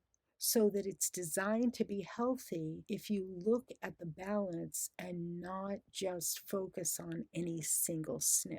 Reiterating, using SHMT as an example, that this mutation isn't a structural mutation affecting the enzyme activity, similar to the way C677T is a structural mutation affecting MTHFR. What it's doing is it's impairing the transport of it to the nucleus, where it's supposed to go to be able to help make building blocks for DNA. And as a result, it's building up in the cytoplasm where it's binding to 5-methyl THF that we need for methylation reactions and causing a problem with respect to our methylation cycle. And this is why you have a combination problem if there's the SHMT SNP in conjunction with the C677T SNP. The reason why we worry about not having adequate building blocks for DNA in the nucleus is that if we don't have adequate levels, then the balance between U and T, which can also be measured on biochemical tests, is thrown off, and that can lead to mutations, and mutations can cause problems either with the inability to repair damage to the body or later on down the road, problems with longevity and cancer. Visually illustrating what can happen, we want SHMT to be able to function as a pressure relief valve should too much THF build up. We want to be able to make building blocks for DNA. We want methylation to be able to function. SAMe is the single most important methyl donor in the body, aside from the fact we need to process homocysteine and make some glutathione. But when there is a SNP in SHMT, it's not transporting to the nucleus and it's trapping 5-methyl THF, which makes it unavailable for the methylation cycle, even if you don't have a C677T SNP. What does it mean if we don't have methylation functioning properly? Well, we need methylation, if you remember from the beginning of this talk, for epigenetics. Epigenetics helps to turn on and turn off genes, which is critical when we talk about prevention in terms of cancer, critical for anti-aging, critical for helping to get around other SNPs elsewhere in genes we're not even looking at. We need epigenetics. Epigenetics, if you remember that graphic, is so much larger than even our genetics. And we also have methylation playing a role with DNA storage on the histones. If we have abnormal methylation and we can't repair our DNA because we don't have DNA building blocks, that causes instability, overexpression of genes that can play a role in cancer, and we're not dealing with our tumor suppressor genes the way that we need. This is an article by someone else that's just reiterating what I've been trying to say in the past and all along. We need balance. We need methylation to function. We need building blocks for our DNA, and we want to be able to turn on and turn off genes properly so that we help to keep our system in balance now, today, and in the future. And this is why I again feel that everyone should be running some sort of a SNP test. If you can't run the test I designed, then run any test you can so that at the very least you have some SNP information. Some of these SNP panels don't measure some of the SNPs that I defined on the panel, and so there are some SNPs that will be missing, and I talk about those in the SNP book. But any information is better than no information. Knowledge is power. And then combining that with biochemical tests and referring to your own healthcare professional to help implement supplementation so that you can get your systems functioning. Because when we have these SHMT SNPs, decreased methylation and decreased silencing of genes creates a problem. And this fits with that article we saw earlier, that in some cases, increased CBS activity is acting like a pressure relief valve downstream to help to process homocysteine if SHMT is not functioning properly. That gets back to the concept that more SNPs is not always a problem. If you have an SHMT SNP, therefore you're trapping methylfolate and you're not doing what you need over here to make new DNA, and you're building up glutamates that could be a problem. And if you combine that with other methylation cycle SNPs so that we're not getting through the pathway well, we need some way to get rid of compounds that are building up so that we don't have a problem. An increase in CBS activity, which ordinarily would be non-ideal, may serve as a way to help as another pressure relief valve to get compounds that are building at too high a level to process through CBS. We want to pay attention here, though, that we don't have unregulated activity, because this can cause problems with sulfite sensitivity, can deplete your molybdenum, can deplete your B12, and then we get in a catch-22 where we need B12 over here, and also throw off the balance between glutathione and taurine, and glutathione is so important for your immune system. To summarize a bit, this particular SNP causes an accumulation of SHMT in the cytoplasm instead of allowing it to transport to the nucleus. Therefore, we end up with an imbalance between U and T, which can create problems with DNA misincorporation and imbalances in your DNA. And we have less 5-methyl-THF that we need for methylation. Therefore, homocysteine can increase. And so more CBS activity with respect to this particular scenario may be a positive and would fit with that article that talked about the decreased risks in some cases with increased CBS activity. I'll give some examples in a moment, but it gets back to everyone is unique. Even identical twins who have the same SNPs may have different epigenetics. And remember, we have transgenerational epigenetics. What your grandfather did, what your grandmother did, what your great-grandparents did is imprinted on your DNA and passed down. That's in addition to your genetics. And we have to think about other forms of regulation. So everyone is unique, and we want to be customizing support based on your needs and your biochemistry. And I know it makes it more difficult when you need to look at all these aspects and adjust low amounts of a number of supplements working in conjunction with my suggestions and your own healthcare professional to help implement it. But I'd like to hope at this point you can see why a one SNP or a one supplement fits all approach is not ideal. We're all unique. It's in such a delicate balance. So many of these compounds interact with each other. The SNPs interact with each other. It's unrealistic to think you could add high doses of one or even a couple of supplements and achieve the kind of balance you need. This is why I share my books, why I share my videos, why I share my knowledge, why I donate my time. I'm not expecting you to understand all of this, but I'm trying to share with you the knowledge you need to have the power over your own health so that all of us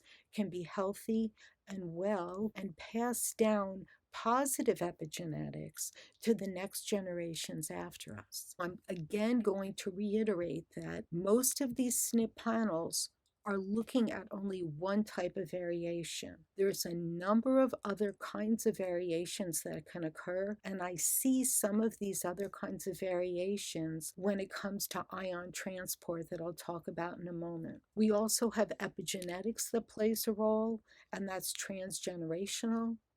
And then we have modifications on histones that also make a difference. If we look at the actual, and this is the actual sequence of the DNA with a particular SNP, the MTRRH595Y, and where that base change occurs, and when we don't have that base change. And all I'm asking you to look at is the shape here is different than the shape here. A single base change, a single mutation, has changed the shape such that there's a very tight fit here.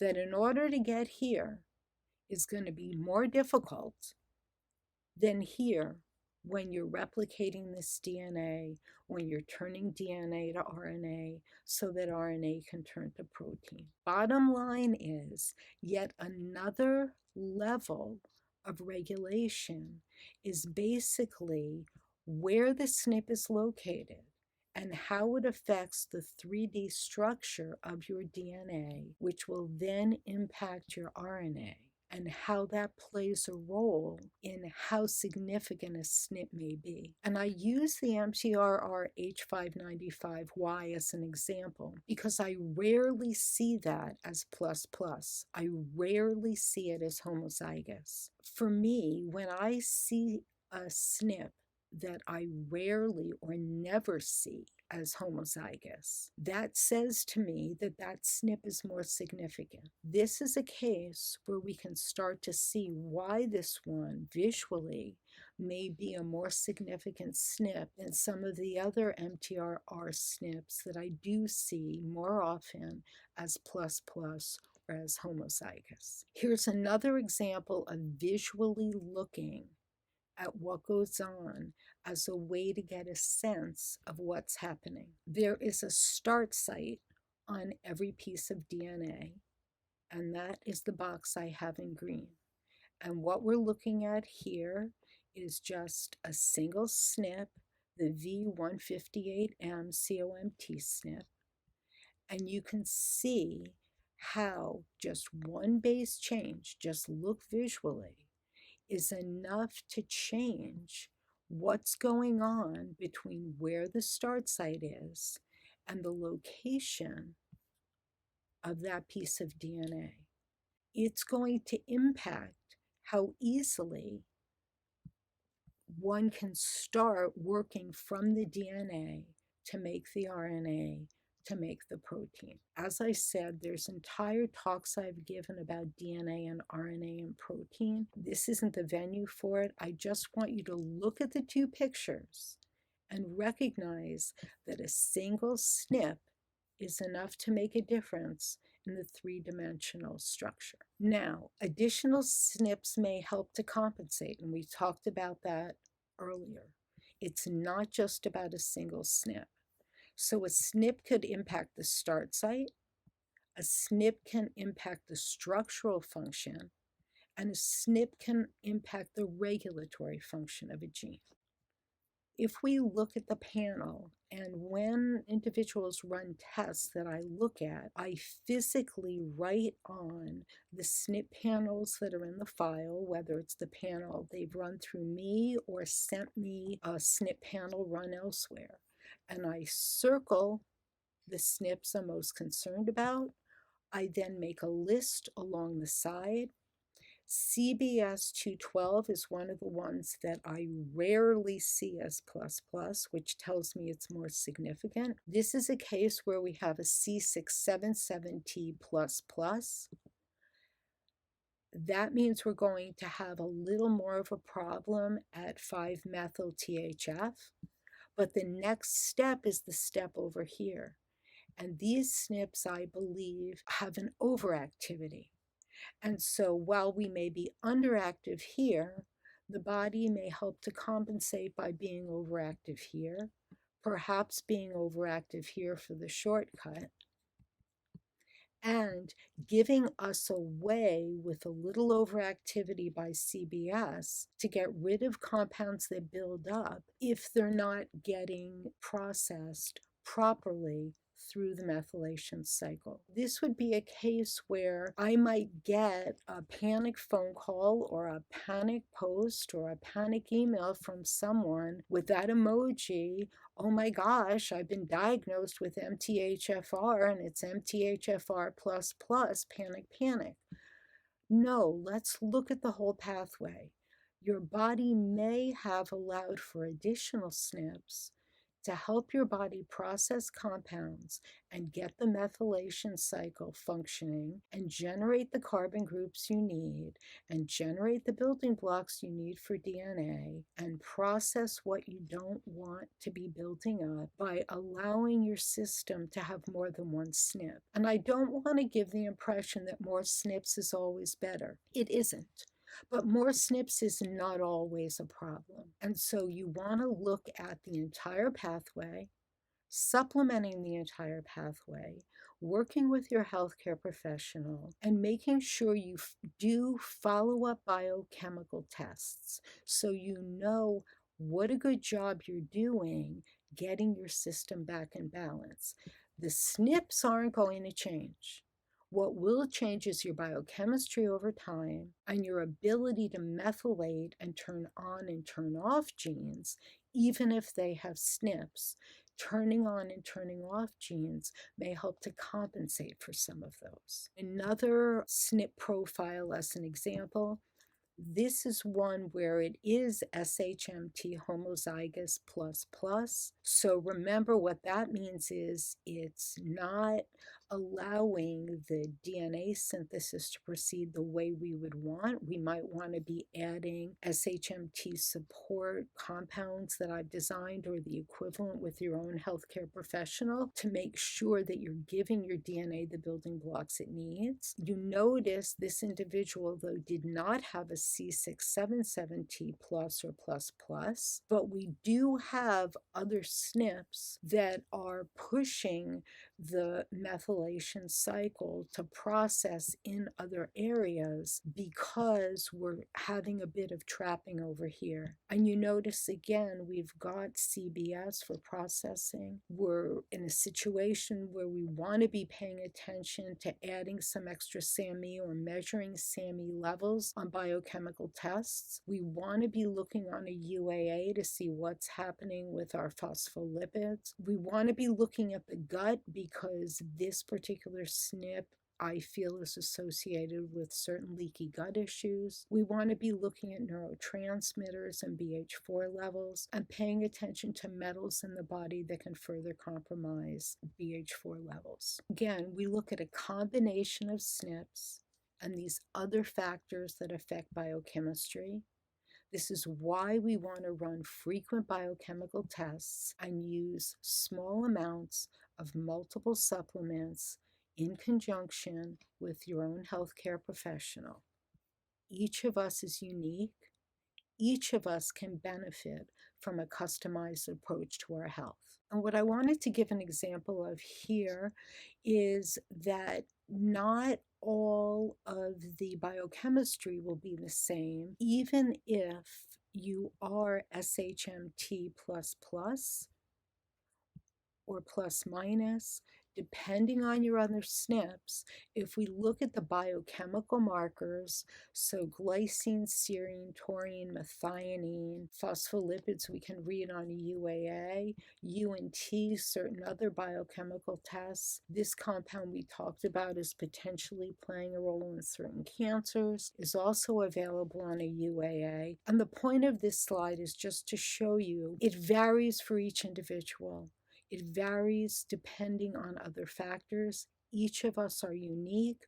We're not one size fits all, and we don't want to supplement our systems in a one size fits all pattern. While we are unique, I've emphasized a couple of times now, there are two areas that I think are critical for all of us to look at. One is ACAT and acetylation, because that is tied together potentially with acetylcholine levels, learning, memory, Alzheimer's, potentially other psychological issues, and ion transport, which again, there's an entire PowerPoint that talks about this, but I will touch on it lightly in a few moments. If we look at where ACAT is sitting, it's over here on the way related into your energy cycle, your Krebs energy cycle, your mitochondria, okay, how you generate the energy you need for transport, and so you're not fatigued. What I have observed is those who are ACAT plus may have issues with PANDAS, oftentimes have issues with high cholesterol, low lithium, low B12 as a function of low lithium without supplementation, and so problems with methylation. When we see high cholesterol, that can predispose to mycoplasma.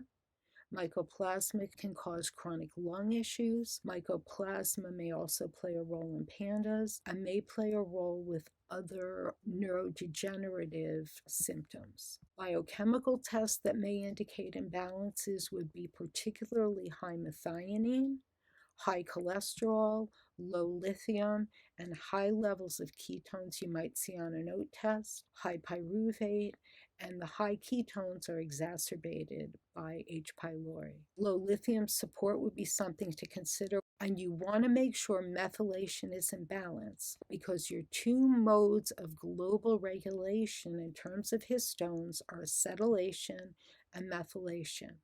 If acetylation is compromised because of ACAT+, you want to make sure that methylation is functioning so that you have that mode of global regulation.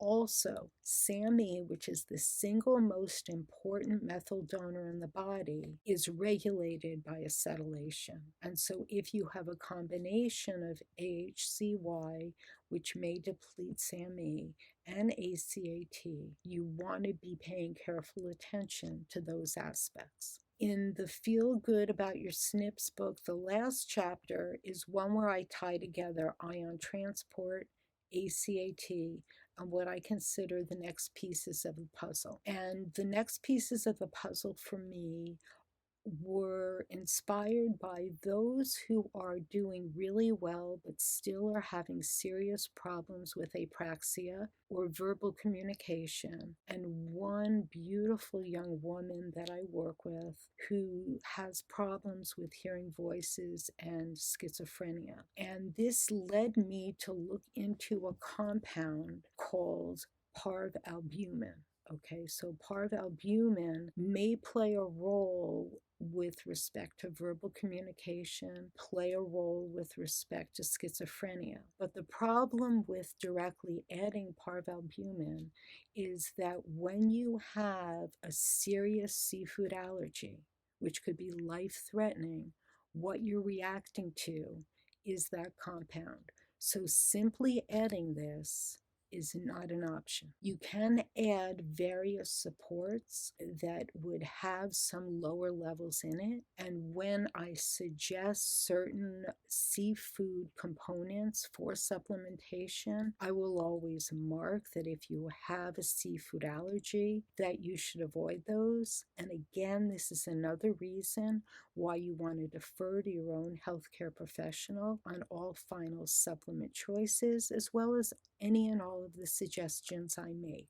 And I do write that on each and every supplement list to reiterate you want to be working with your own healthcare professional. My role is to share knowledge and information and make suggestions. The role of your healthcare professional is to help you to decide what to use in terms of implementation. What we'll look at next is components that indirectly help to support this compound or that may affect this compound, including the role of chloride transport.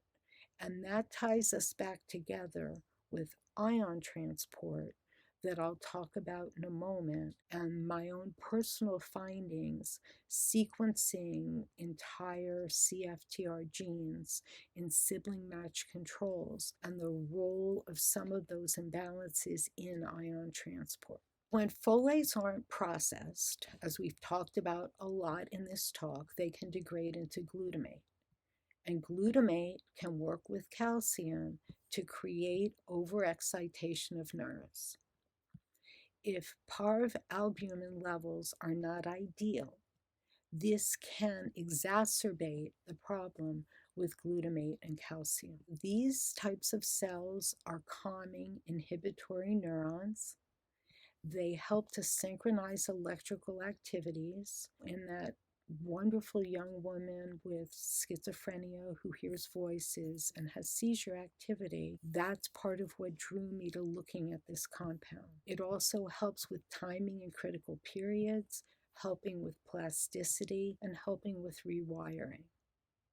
And when there's abnormalities, it can play a role in autism, schizophrenia, and neurodevelopmental disorders. And there's a high metabolic demand for these cells, and so they can be susceptible to oxidative stress. And when we have oxidative stress, it means we have a greater need for cell repair, which gets us back to the need for DNA synthesis and SHMT I talked about earlier. And we want to worry about damage by toxins, heavy metals, and microbes that can hold on to the metals in the body. There is another compound that's been studied with respect to weight management, and it's controlled by acetylation. So we talked about ACAT and acetylation a moment ago. And the relevance here is that the level of this compound may indirectly support parvalbumin levels.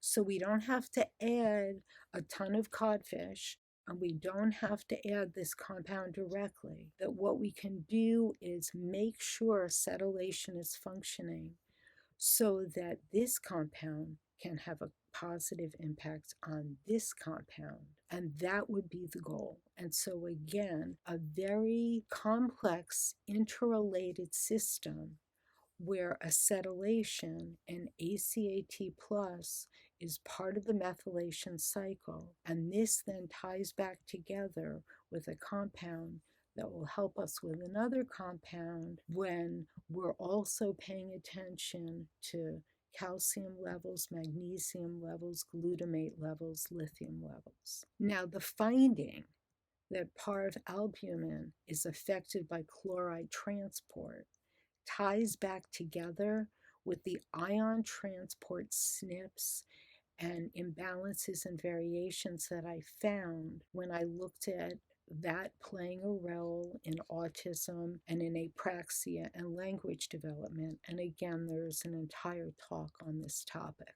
If we look at these parvalbumin containing cells, GABA we know is calming, glutamate we know is excitatory, CCK is something else, along with this parvalbumin that I've talked about in the past and I look at with respect to supplementation. But what I want to draw your attention to from this article is chloride transport. And what you have to remember with transport of minerals or ions, one usually goes one direction with another mineral the other direction, and it requires energy. So whether we're talking about calcium and magnesium, whether we're talking about sodium and potassium, whether we're talking about chloride and its counter ions, there are two minerals usually moving one in one direction, one in the other, and it ties together with the mitochondrial talks and mitochondrial energy because you need energy to facilitate that movement. Now, CFTR is the abbreviation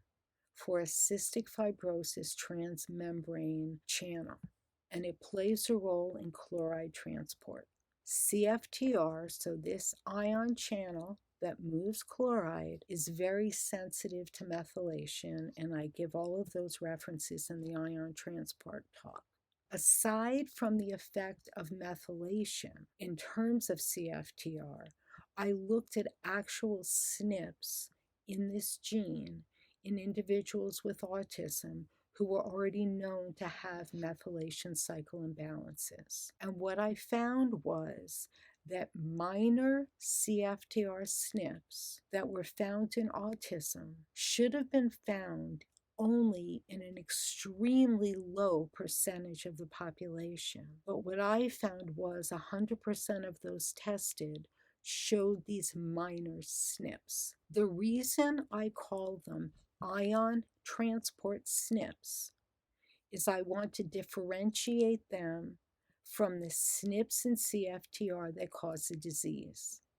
I am not implying that these SNPs that I'm calling ion transport SNPs are causing a disease.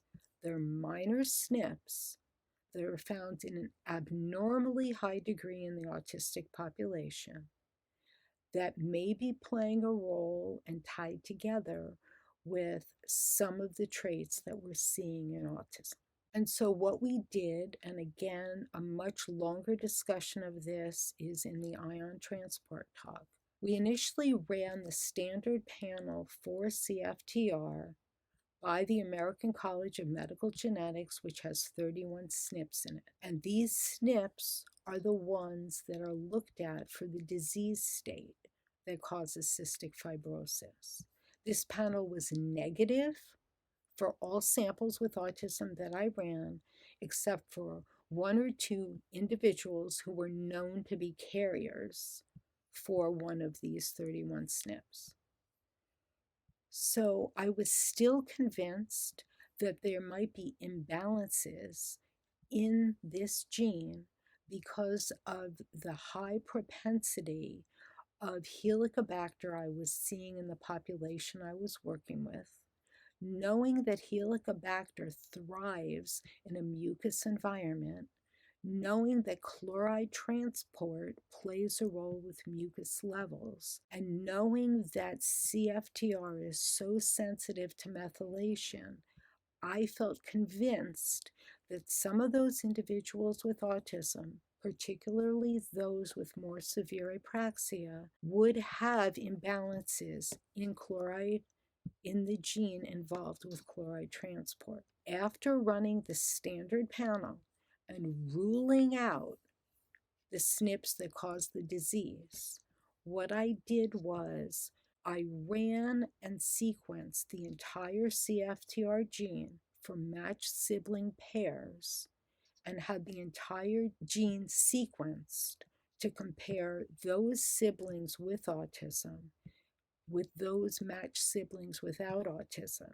And I found that 100% of those with autism had these minor CFTR SNPs that I call ion transport panel SNPs that were lacking in their neurotypical matched sibling control. To reiterate again, there's over 1,000 mutations in the CFTR gene.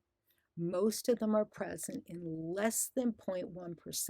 Whereas the major SNPs account for the majority of mutations seen. What we found was, in the population I looked at, we saw none of these, but 100% of those tested showed SNPs that should be present in less than 0.1% of the population. We ran this panel that should show 94% of the SNPs that play a role in CFTR. This was the panel we ran, and the only ones that showed up positive were known controls that we knew were carriers, but we didn't see any of these SNPs.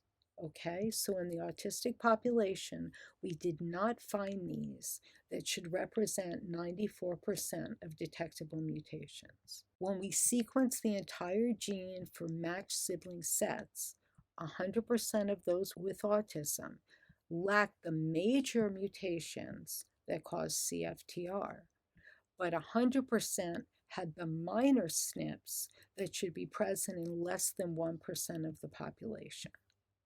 So the SNPs we found in 100% of those I tested are reported in the literature to be present in less than 1% of the population. These are just the references saying that and talking about the fact that most of the SNPs that you find should be picked up with the major test, and that these other SNPs should be found in an extremely low presence, yet I found them in 100% of the population we tested after sequencing entire genes. When we map them, and this is just a visualization that helps you to see the difference, the most common mutations that cause the disease are in the dark bluish color.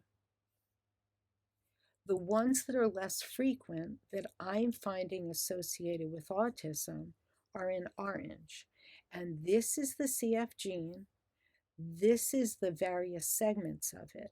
And you notice physically looking at where the SNPs I'm picking up are located are not in the same places where the SNPs are that cause the disease. These are the ones I'm calling ion transport. These are the ones I'm paying attention to in terms of chloride and getting us back to the compound I just talked about the parvalbumin. These are the ones with respect to the disease state. That is not what we're talking about. What I did was, because I'm a visual learner, look at it from a more three-dimensional standpoint, I guess, looking at the way this channel sits in the membrane. And if you notice, the SNPs that are associated with the disease state are located in the part of the gene that goes through the membrane, where the chloride is going to need to travel. The SNPs that I identified as potentially playing a role in autism are not in the portion that's going through the membrane where the ion is traveling. They are in different segments of the gene. We're talking about two distinct populations of SNPs, those in the business end of this gene and the center portion that are impairing the function of movement, and those that are in less well-traveled areas, I suppose you could say, that are minor, but where there's a definite correlation in what I've seen so far between autism and these ion transport SNPs. I am not the only one making a distinction between SNPs in this gene and those who have a disease versus SNPs that may play a role elsewhere but are not causing a disease state. Those are two different scenarios. The ion transport panel, which we have a patent pending on, and I'm talking with DDI to see if there's any way in which we could make this available, would include these SNPs. These are the SNPs and other variations, some of which are insertions or deletions or repeats, that I found.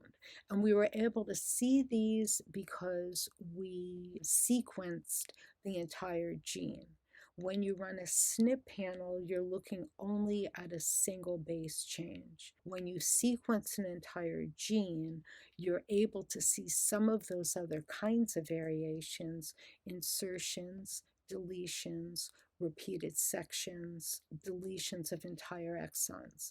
And I believe that some of these, in particular, some of the more significant ones, may be playing a role in the cases of apraxia that I'm having trouble getting around, or in some of the other health issues that we see. But at this time, we do not have a SNP panel that can look at this. I do look at supplementation, keeping this in mind, and those are supplements that can be considered with your own healthcare professional if it makes sense. I call it an ion transport panel. The name helps to emphasize that just because there is a mutation in this gene, it does not cause a disease state. But what I do want you to notice is that this isn't just about chloride transport, but it may be involved with other ion transport, and those may be playing a role in autism, which again gets us back to why you want to run biochemical tests, why you want to look at mineral levels in hair and in urine to see what your short-term, long-term transport of minerals is, as well as looking at mitochondrial function and energy. CFTR may be playing a role in synaptic transmission, not just chloride transport. And this is not me, this is peer-reviewed articles looking at GABA, looking at chloride, looking at the movement of this chloride ion, and it playing a role with respect to GABA and glycine. And glycine, if you'll remember, can be impacted by SHMT levels, and certain minerals can be complexed with glycine, glycinated derivatives, and I specifically choose not to use those type of minerals because if I don't know what's going on with glycine and if it may have an excitatory effect, and I don't know what's going on with SHMT in an individual, I prefer to use minerals that are not complex with glycine. So reiterating the importance of chloride, so tying it back to potentially these minor CFTR ion transport SNPs, the role it may be playing in excitation of nerves, both for healthy as well as disease states. And coming back to our parvalbumin, looking at the fact that we've got glutamate, we've got CCK, we talked about the role that parvalbumin plays, looking at chloride, talking about GABA, all of this coming together and being components we want to think about when we think about supplementation, looking at your mineral levels, looking at your GABA levels, looking at your glutamate levels, looking at supporting indirectly with making sure that acetylation is functioning, and if you can handle various forms of codfish, looking at that as a nutritional source. Looking at this another way, it's not just chloride transport, but potassium. I've noted on many hair metal tests that when we have a problem with lithium transport, we often have a problem with potassium transport, and keeping in mind you need ATP to generate that energy.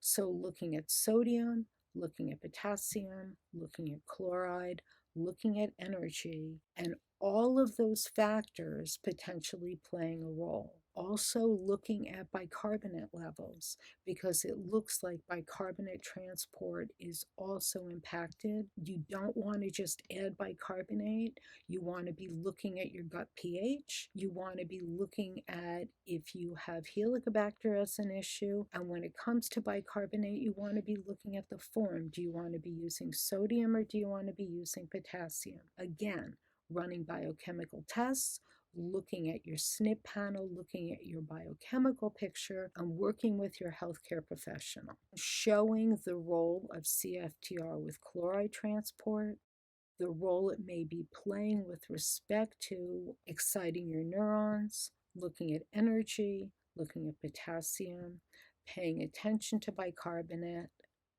paying attention to chloride, paying attention to GABA, paying attention to glutamate, paying attention to parvalbumin. The kind of tests you can be thinking about, you can be looking at OAT tests, so you're looking at ketones, H. pylori testing in terms of bicarbonate, paying attention to ACAT issues and acetylation, looking at gut tests, paying attention to GABA. I'm not a huge fan of ketogenic diets unless you already know your ketones are in balance. Looking at some of these intermediates on a CSA or a GI 360 and the co-transport of potassium with other minerals and looking at mineral levels on hair and urine tests. I've used what I call my Princess Diana example previously in some of the other PowerPoints I've spoken about that are on the Dr. Amy Yasko site. I feel that when we look at autism and chronic fatigue, even just being healthy, it's a multifactorial health condition. If the car wasn't speeding, if alcohol possibly wasn't involved, if they weren't in a dark tunnel, if paparazzi wasn't chasing them, if there weren't pictures being taken, if seatbelts were being used, any one of these factors might have led to a different outcome. When we look at staying healthy or restoring our health, we're looking at genetics, we're looking at SNPs, we're looking at the other kinds of variations, we're looking at epigenetics, we're looking at transgenerational epigenetics, we're looking at histone acetylation and methylation, we're looking at the 3D structure of your DNA. We're also looking at environment. We're looking at toxins you've been exposed to and metals and frankly stress. I have an entire talk on the impact that stress can have on your system. An infectious disease, keeping the gut in balance, making sure you have normal flora that's going to help your SNPs to function properly. The fact that various imbalances in your gut can influence leaky gut, transport of nutrients, retention of heavy metals. All of these factors play a role.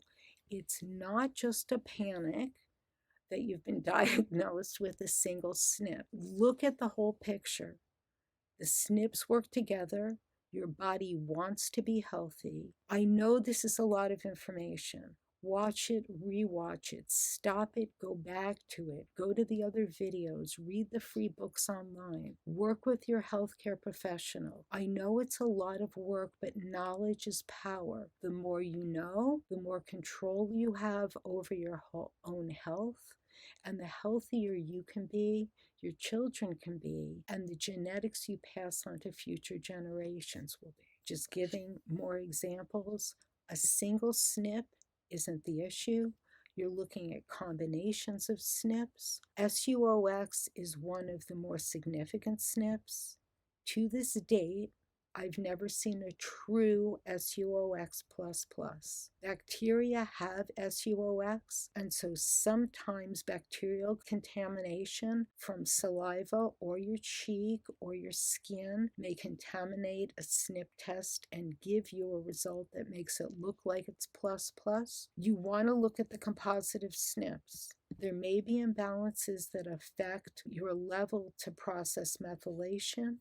You might even have a single SHMT that's working in conjunction in a non-ideal way, but you may have other SNPs that are helping to actually get rid of imbalances, and that's why you want to look at the biochemistry. In this case, these particular SNPs, we're seeing high lysine, which can be an indication in the absence of support. In this case, there was no lysine support, that methylation may be an issue. We're seeing high levels of taurine, which would suggest that we're lacking in our ability to regulate with respect to the CBS aspect of things, and B12 and molybdenum. Our cysteine levels are high, which has me concerned about oxidative damage and needing to address that. Our serine levels are high, which makes me wonder if we have SHMT under control. And tyrosine levels are higher, which would suggest that maybe we need to look at some support for natural, healthy BH4 levels. We see compounds that are indicative of bacterial imbalances, which would mean that we may want to be looking at gut tests for this individual. We see imbalances which would suggest methylation is not functioning properly. And again, transsulfuration, the latter part of the methylation cycle, out of balance, which can lead to lower levels of methionine. What we're looking to do is look at our SNPs and then achieve balance on biochemical testing. And if we look at minerals, we're seeing high level vanadium dumping, which I often see when there's insufficient molybdenum support or insufficient support for the pancreas. This might fit with SUOX. Lithium is very low, which leads one to believe that B12 may be low. And sure enough, our cobalt levels are very low. Oftentimes, you initially see lithium dumping and then it drops. You don't always see low cobalt in hair, but you might see low cobalt in urine or see very low B12 levels or exceedingly high B12 levels in serum if there's insufficient energy in lithium for transport. And so again, I would suggest take your time. It's a lot of information. In spite of the luxury of this video and how much time I've been able to take to go over topics, I still didn't have the time to go into granular detail about all of it. DrAmyYosko.com, go to Getting Started. You have access to all of these free online resources. Run biochemical tests, run SNP tests, and please work with your own healthcare professional when making final supplement choices. Thank you for your time.